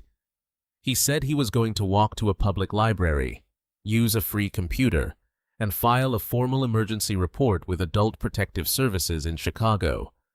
He laid out his sinister plan with chilling precision. He told me he was going to tell the state investigators that his 70-year-old father was suffering from a rapid and severe onset of dementia. He was going to claim that I was hallucinating about stolen money, acting out with extreme financial paranoia, and actively destroying my own estate in a sudden state of cognitive decline. He said, "My actions today, freezing my own bank accounts and canceling expensive trips for absolutely no reason, would be the perfect documented proof of my mental instability." He told me he would demand a judge grant him immediate emergency medical and financial power of attorney to protect me from myself. Nicole's voice echoed sharply in the background, no longer crying, but viciously agreeing with his horrific plan. She yelled that they would find a way to fly back to Chicago, march straight into the courthouse, and have me legally declared incompetent. Matthew picked up the thread, his voice dripping with cruel satisfaction. He promised me that once he had the legal power of attorney, he would completely undo every single security freeze I had initiated. He would reclaim the bank accounts, unlock the high-limit credit cards, and transfer the deed to my house directly into his own name. And then he delivered the final unforgivable blow.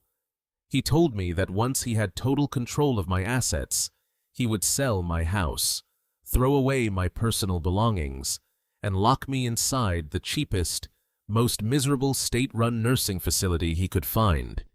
He swore I would spend the rest of my life staring at a blank wall, heavily medicated and entirely forgotten, while he and Nicole spent my fortune living the life they truly deserved. He fell silent, waiting for me to react. He wanted to hear me gasp in horror. He wanted to hear the genuine fear in my voice, the profound terror of an old man facing the absolute worst nightmare of aging. He expected me to cave under the pressure to beg for his forgiveness, and to immediately wire the money to stop him from destroying the rest of my life. He fundamentally misunderstood exactly who he was threatening. He was not talking to a frightened, confused, elderly man clinging to his independence. He was talking to a man who had built massive steel structures designed to withstand earthquakes and hurricanes. I did not feel fear. I felt an overwhelming icy wave of absolute liberation. The last microscopic thread of paternal obligation I felt toward him snapped cleanly in two. There was no more guilt. There was no more questioning if my financial retaliation had been too harsh.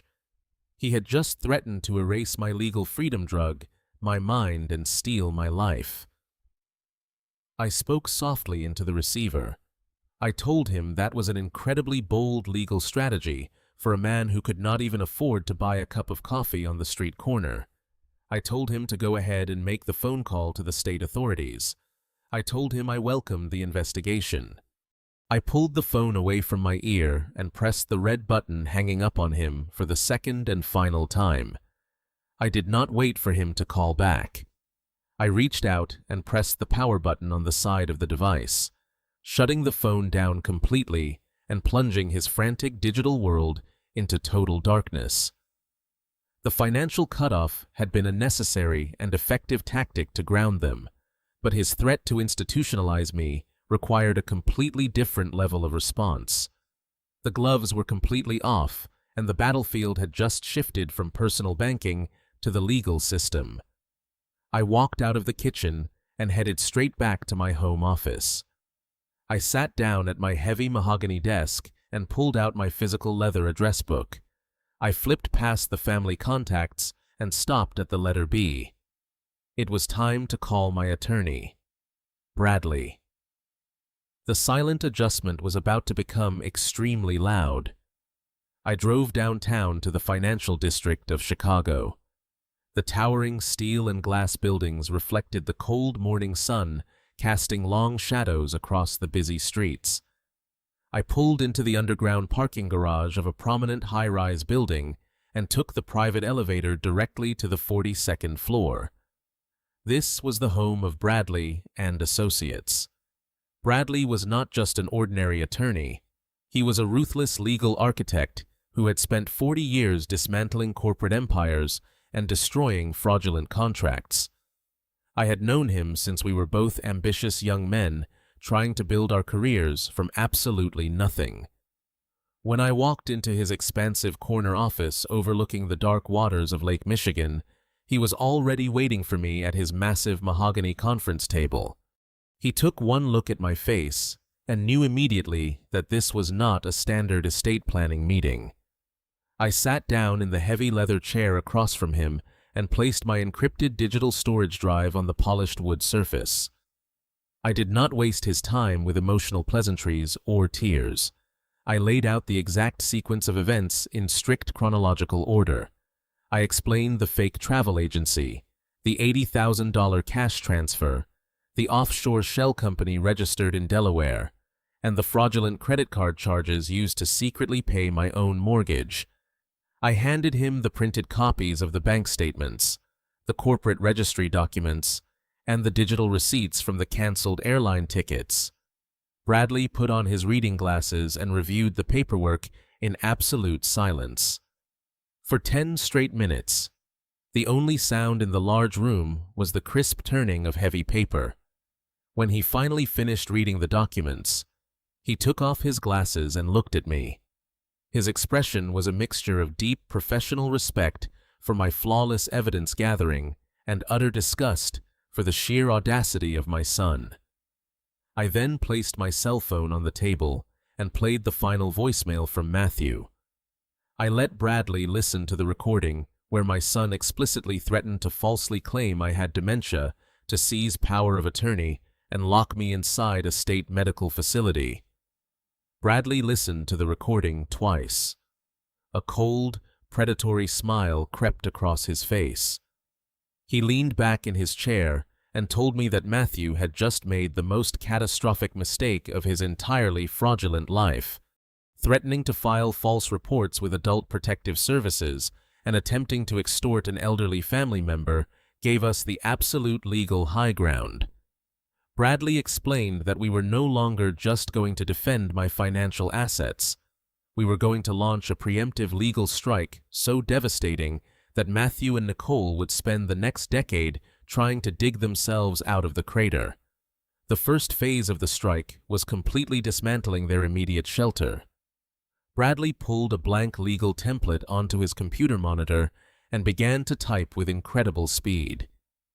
He told me that since Matthew and Nicole had never signed a formal lease agreement and had been secretly paying the mortgage with my own stolen credit funds, they had absolutely zero legal standing as traditional tenants.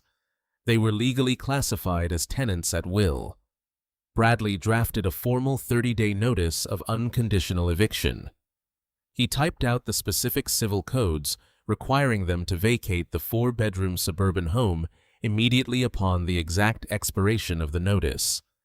He made sure the language was incredibly strict. There would be no grace period.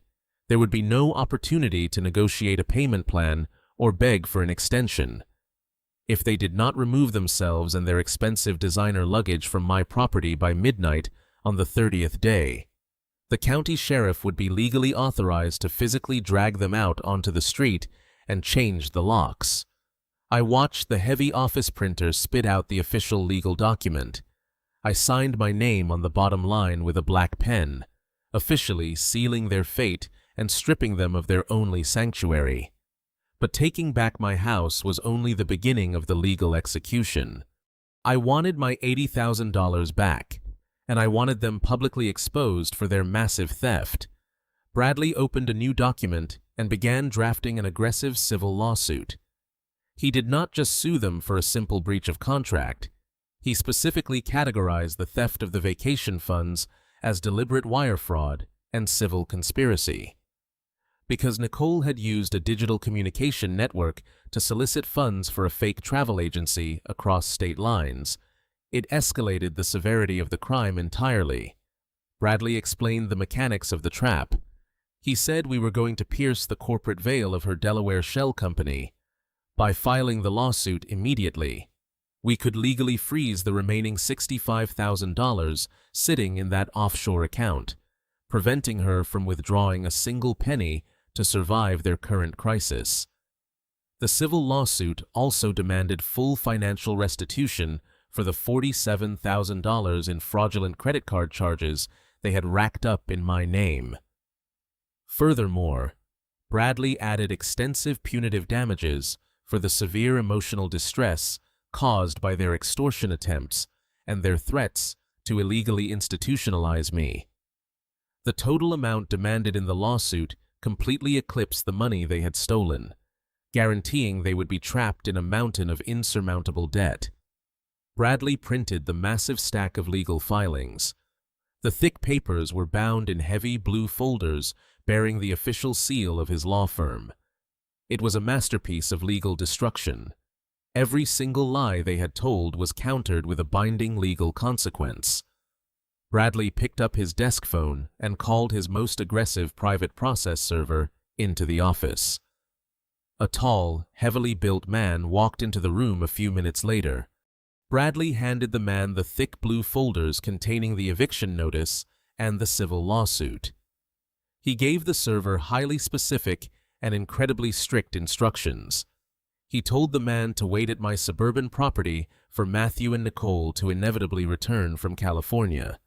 We knew they were currently stranded on the West Coast with no money and no return flights. we knew they would be forced to endure a humiliating multi-day journey back to Chicago on cheap budget airlines using whatever stolen cash they could scrape together. Bradley told the server to wait in the shadows of their driveway. They were going to be served the legal papers. The exact moment they stepped out of whatever cheap taxi they managed to afford. They were not going to have a single second to rest or recover before the reality of their destruction hit them. I stood up from the mahogany conference table, feeling significantly lighter than I had in decades. The heavy burden of being a responsible father to an irresponsible parasite was completely gone. I shook Bradley by the hand, thanking him for his ruthless efficiency and his brilliant legal mind. He held my hand firmly and told me it was an absolute pleasure to protect an old friend from such vicious predators.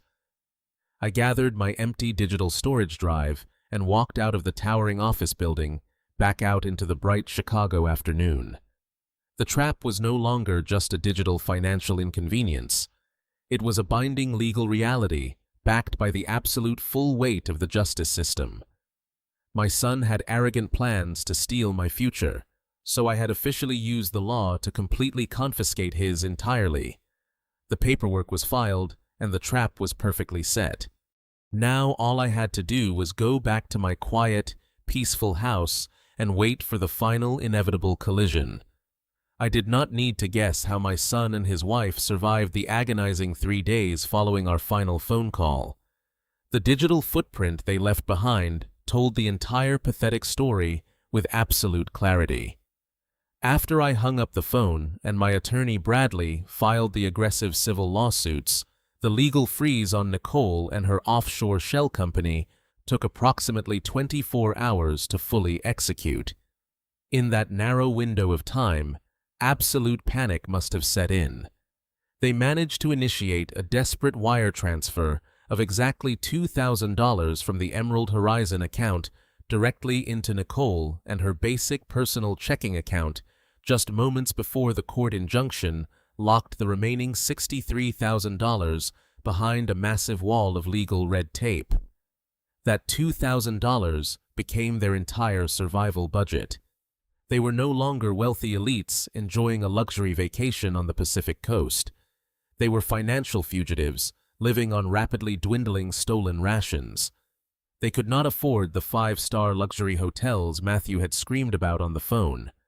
My credit monitoring alerts, which still tracked his desperate and denied attempts to use my frozen accounts, showed a dozen declined transactions at high-end resorts all along the California coastline. Eventually, they had to face their grim new reality. Bank records later showed a debit card charge for $150 at a severe budget roadside motel situated right next to a noisy interstate highway in a dusty inland valley. I pictured Nicole, the woman who demanded private oceanfront balconies and private chefs, dragging her massive designer suitcases across a dirty, cracked asphalt parking lot. She must have been terrified of the loud commercial trucks rumbling past their ground floor window all night long. They had to sleep on cheap, thin polyester sheets, listening to the roar of highway traffic, completely isolated from the glamorous world they thought they had cleverly stolen from me. Booking a return trip to Chicago was their next massive financial hurdle, because I had canceled their fully refundable first-class tickets and reclaimed my $12,000 they had to purchase last-minute fares out of their own meager pockets. $2,000 does not buy luxury on a same-day notice. The bank ledger showed a transaction for a notorious budget airline, the specific kind of carrier that charges exorbitant extra fees for printed boarding passes, drinking water, and carry-on luggage.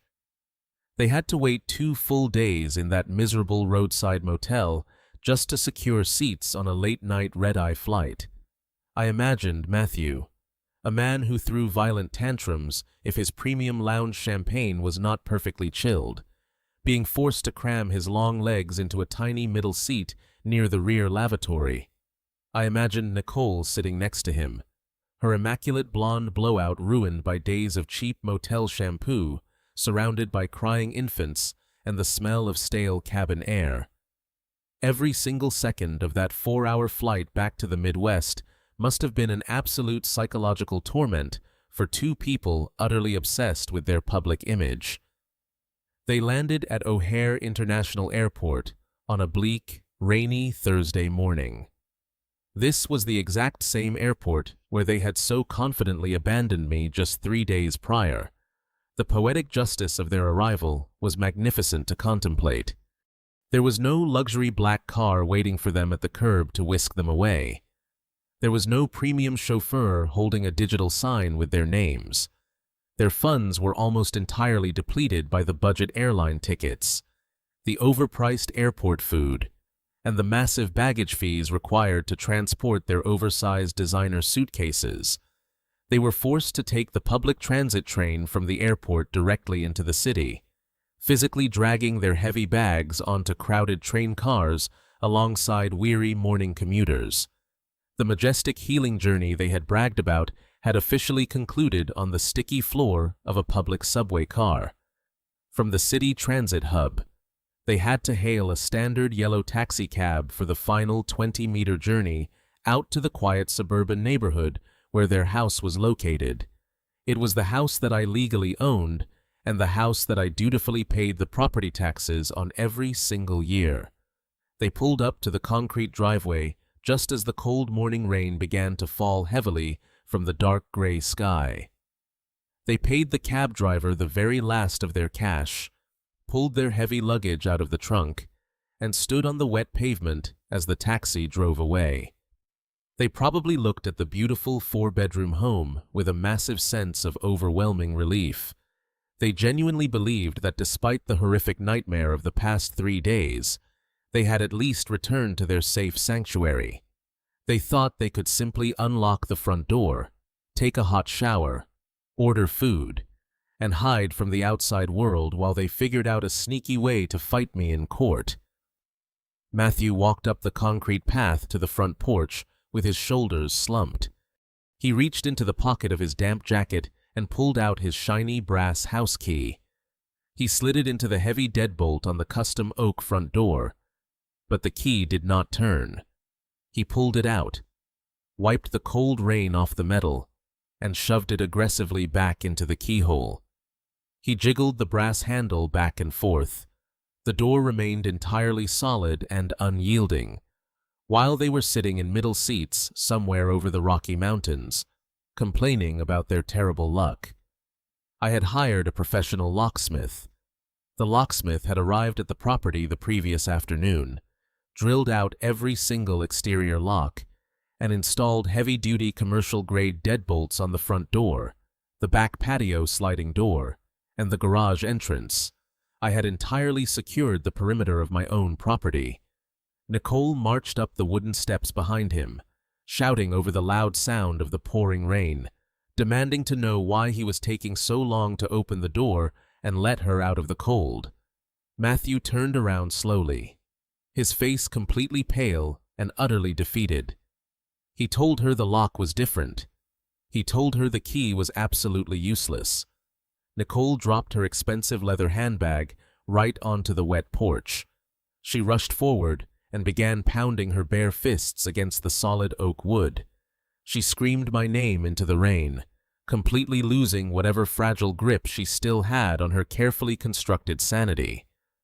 They ran around to the back of the house, sloshing through the wet, muddy grass, desperately pulling on the patio doors and checking the basement windows to find a way inside. Everything was completely sealed. The fortress they had taken for granted, the home they had secretly forced me to pay for while they lived like royalty, was permanently closed to them. They were entirely locked out in the freezing rain, completely cut off from the warmth and comfort they believed was their absolute birthright. Their humiliating return was now completely finalized. I sat in my favorite armchair in the living room, listening to the steady, heavy rhythm of the afternoon rain beating against the large glass window panes. Bradley was sitting perfectly upright on the leather sofa across from me, casually sipping a cup of dark roast coffee. We had been waiting in my home for nearly 2 hours. The private process server we hired had called my cell phone earlier that afternoon to confirm the first phase of the operation was complete. He had successfully ambushed my son and his wife in the driveway of their suburban house, handing them the initial stack of legal documents the exact moment they stepped out of their miserable taxicab. We knew exactly what would happen next. Matthew was not the type of man to retreat into his house, read a binding legal document, and quietly reflect on his massive catastrophic mistakes. He was a creature of pure, unchecked entitlement and explosive ego. He would immediately redirect his overwhelming panic into blinding rage. He would ignore the exhaustion of his miserable 3-day journey and drive straight to my front door, expecting to bully his elderly father into submission, just as he had done 1,000 times before. The heavy, peaceful silence of my living room was suddenly shattered by the aggressive screech of tires violently sliding to a halt on the wet asphalt outside my window. I did not flinch. Bradley slowly and deliberately placed his ceramic coffee mug down on the wooden coaster. Heavy, chaotic footsteps hammered rapidly up the concrete walkway leading to my front porch. Then came the violent pounding. It was not a normal, respectful knock. It was the desperate, aggressive hammering of a panicked man who still falsely believed the world owed him an immediate answer. He hit the solid oak door so hard the framed mirror hanging in the hallway rattled loudly against the drywall. He was screaming my name, demanding that I open the door and face him. I stood up from my armchair, taking a moment to smooth the small wrinkles from my wool trousers. I felt absolutely no elevated heart rate. I felt no fear, no anxiety, and no hesitation. I looked across the room at Bradley and gave him a single nod. It was time to execute the final adjustment. I walked slowly down the long hallway, with Bradley moving as a silent, imposing shadow right behind my shoulder. I reached out and turned the heavy brass deadbolt, feeling the satisfying mechanical click echo in the narrow space. I pulled the heavy wooden door open, revealing the absolute physical wreckage of my son and his wife. They stood on my covered porch, shivering violently in the cold, damp air. They looked completely feral. Matthew was wearing the exact same expensive cashmere sweater he had proudly worn to the airport 3 days ago, but it was now horribly stained, deeply wrinkled, and completely soaked with rain. His face was pale, unshaven, and contorted with a vicious mixture of physical exhaustion and blind fury. Nicole stood slightly behind his shoulder, clutching her arms tightly across her chest to preserve whatever warmth she had left.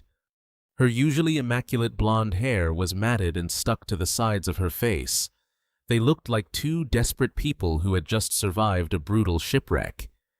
The moment the door swung open, Matthew lunged forward, raising his voice to scream right into my face.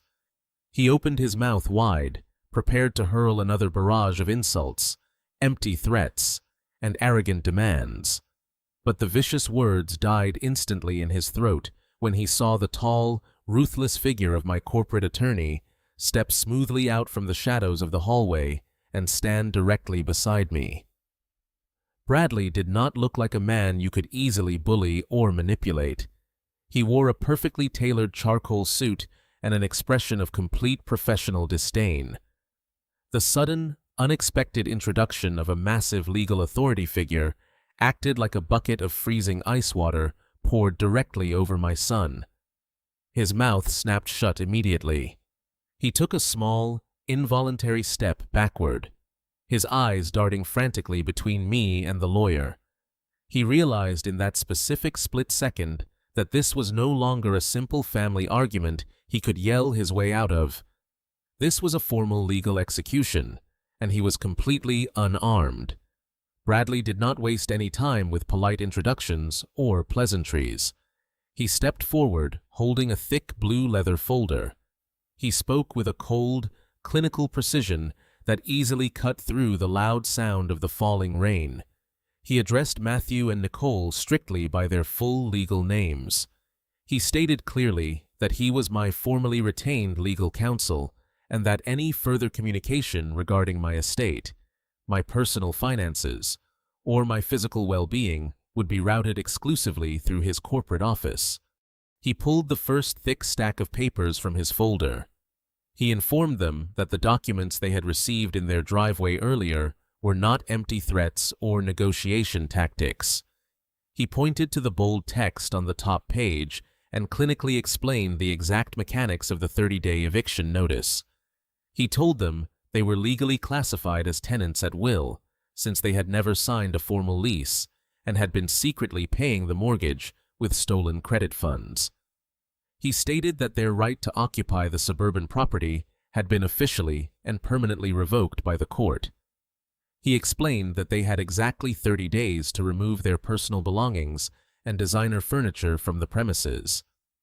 He warned them with absolute severity that any attempt to intentionally damage the property strip, the fixtures, or refuse to vacate the premises would result in immediate criminal trespassing charges and a forceful physical removal by the armed county sheriff.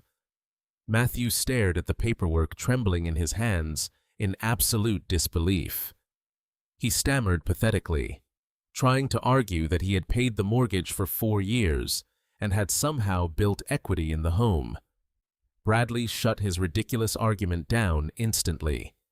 Bradley explained that paying a mortgage using stolen funds from a fraudulently utilized credit card belonging to the actual property owner did not generate legal equity. It simply generated a massive criminal record.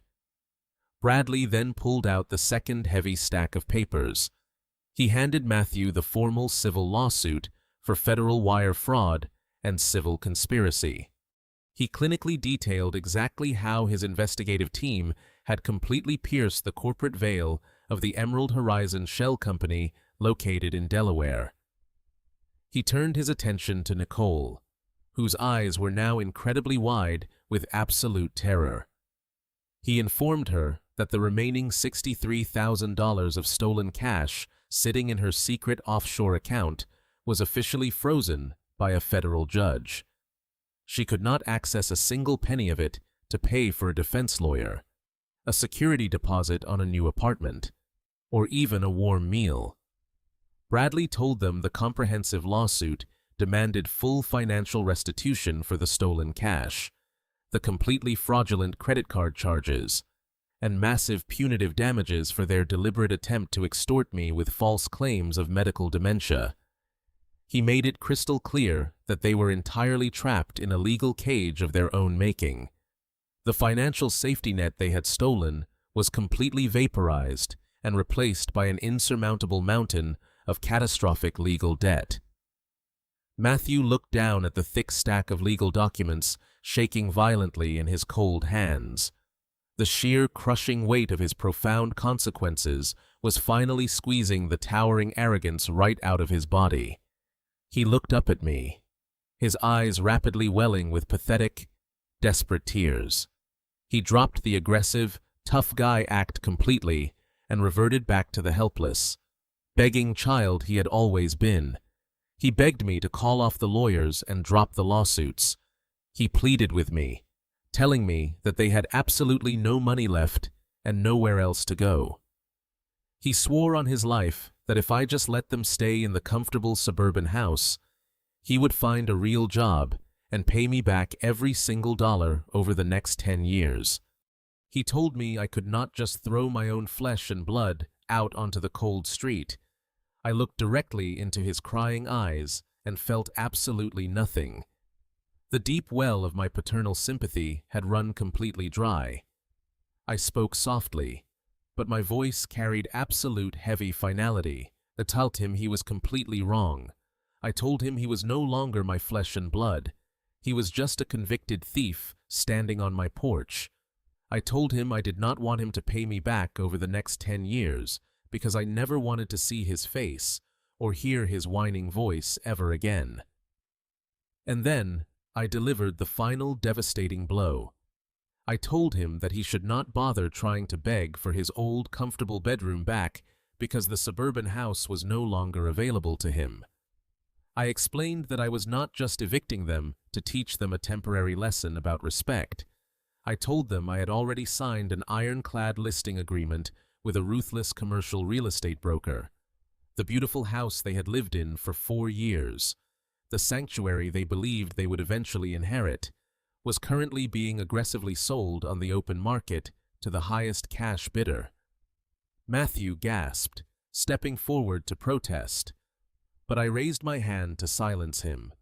I told him I did not even need the massive amount of money from the sale.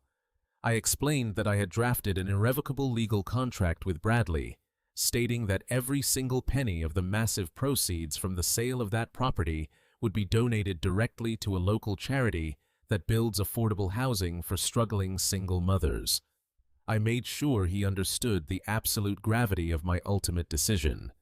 I was taking the multi-million-dollar asset he fully believed was his guaranteed inheritance, and I was giving it entirely away to complete strangers who actually understood the value of hard work and sacrifice. I was doing it specifically to ensure that he would never see a single dime of my wealth ever again. The massive revelation hit them both like a violent physical shockwave. Nicole let out a quiet, sharp gasp and covered her mouth with her trembling hand. Realizing her entire future as a wealthy, privileged suburban housewife had just evaporated completely into thin air. Matthew dropped to his knees right on the wet wooden floorboards of my porch. He let the thick blue legal documents slip from his fingers and scatter across the rain-filled puddles at his feet. He did not scream or threaten to call the state authorities anymore. The fight was completely drained out of his body. He was nothing but a hollow, broken shell of a man, finally realizing that his own monumental greed had absolutely destroyed his entire universe. He tried to reach out and grab the bottom edge of my wool trousers, desperately begging me to reverse the sale and save his life. I took a deliberate, careful step backward, removing myself entirely from his pathetic grasp. I looked down at him one last time. I told him to pick up his legal papers and get off my private property before Bradley called the police and had him arrested and physically dragged away for trespassing. I did not wait for him to stand up. I did not offer a single word of fatherly comfort or closure. I simply reached out, grabbed the heavy brass handle, and pulled the solid oak door firmly shut. I turned the deadbolt with a loud click, locking them outside in the freezing rain forever. I stood in the entryway with my hand resting flat against the cool, polished wood of the front door. I could hear the muffled sounds of Matthew sobbing and Nicole screaming my name through the thick oak, but their voices felt incredibly distant. The heavy brass deadbolt had not just locked them out of my physical house, it had permanently locked them out of my entire life. I listened as their frantic pounding slowly turned into exhausted, defeated thuds against the wood. Eventually, the sound stopped completely. I heard the slow, heavy dragging of their wet shoes moving down the concrete walkway and fading away into the steady rhythm of the pouring rain. They were gone. The chaotic storm they had brought to my doorstep had finally blown past, leaving nothing but absolute perfect silence in its wake. I took a deep, slow breath, letting the warm, quiet air of my home fill my lungs. I walked away from the door and moved slowly down the hallway toward my study. My attorney, Bradley, had already let himself out through the side door, giving me a silent nod of respect before he disappeared into the afternoon. I was completely alone in the house for the first time in what felt like decades.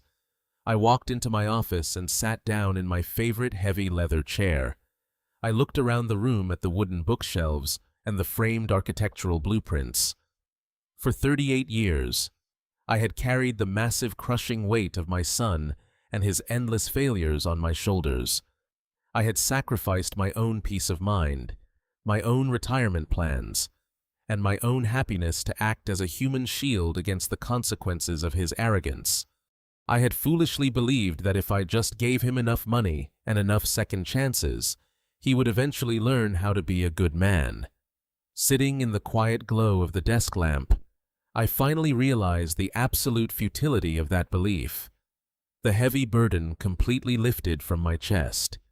Evaporating into the air, I felt physically lighter. Society conditions us to believe that blood ties are an unbreakable absolute.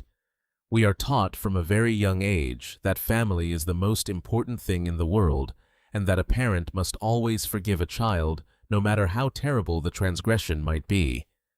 But I have learned the hard way that shared genetics do not automatically guarantee genuine loyalty or basic human respect.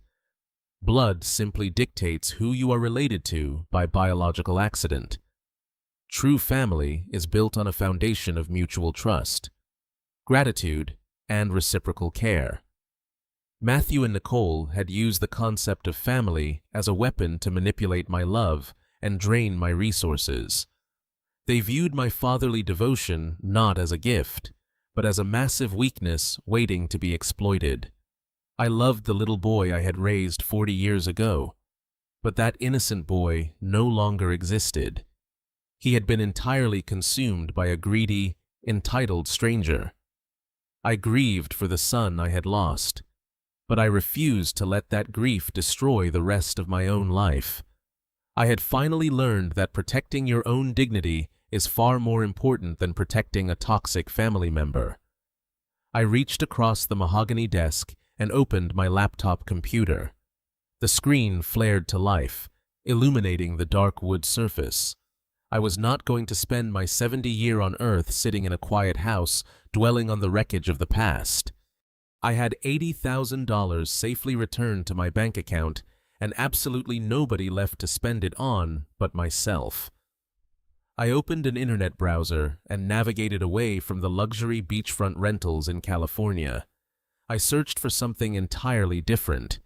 I found a small rustic wooden cabin nestled deep in the pristine wilderness of Montana, sitting right on the edge of a crystal-clear trout stream. There were no private chefs and no VIP vineyard tours. There was just the quiet majesty of the mountains, the cold rush of the river, and the absolute peace of total isolation. I booked the cabin for an entire month, paying for it in full with my own hard-earned money. I closed the laptop and leaned back in my chair, listening to the rain gently tapping against the window pane.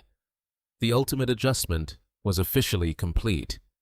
I had faced the absolute worst betrayal imaginable, and I had survived it by relying on the cold, hard truth. The universe had been set right. The thieves were cast out into the cold, and the architect remained safely inside the fortress he had built. My name is George Bennett, and my life is finally my own. The greatest lesson I learned from this entire ordeal is that true family is never defined simply by biology or shared history. It is defined by mutual respect, genuine gratitude, and the way people treat you when they think you have nothing left to give them. For decades, I believed that being a good father meant sacrificing my own peace to constantly shield my son from the consequences of his own terrible choices. But true love should never require you to completely destroy yourself just to fund someone else's arrogance. Sometimes the most profound act of love you can offer is to step back entirely.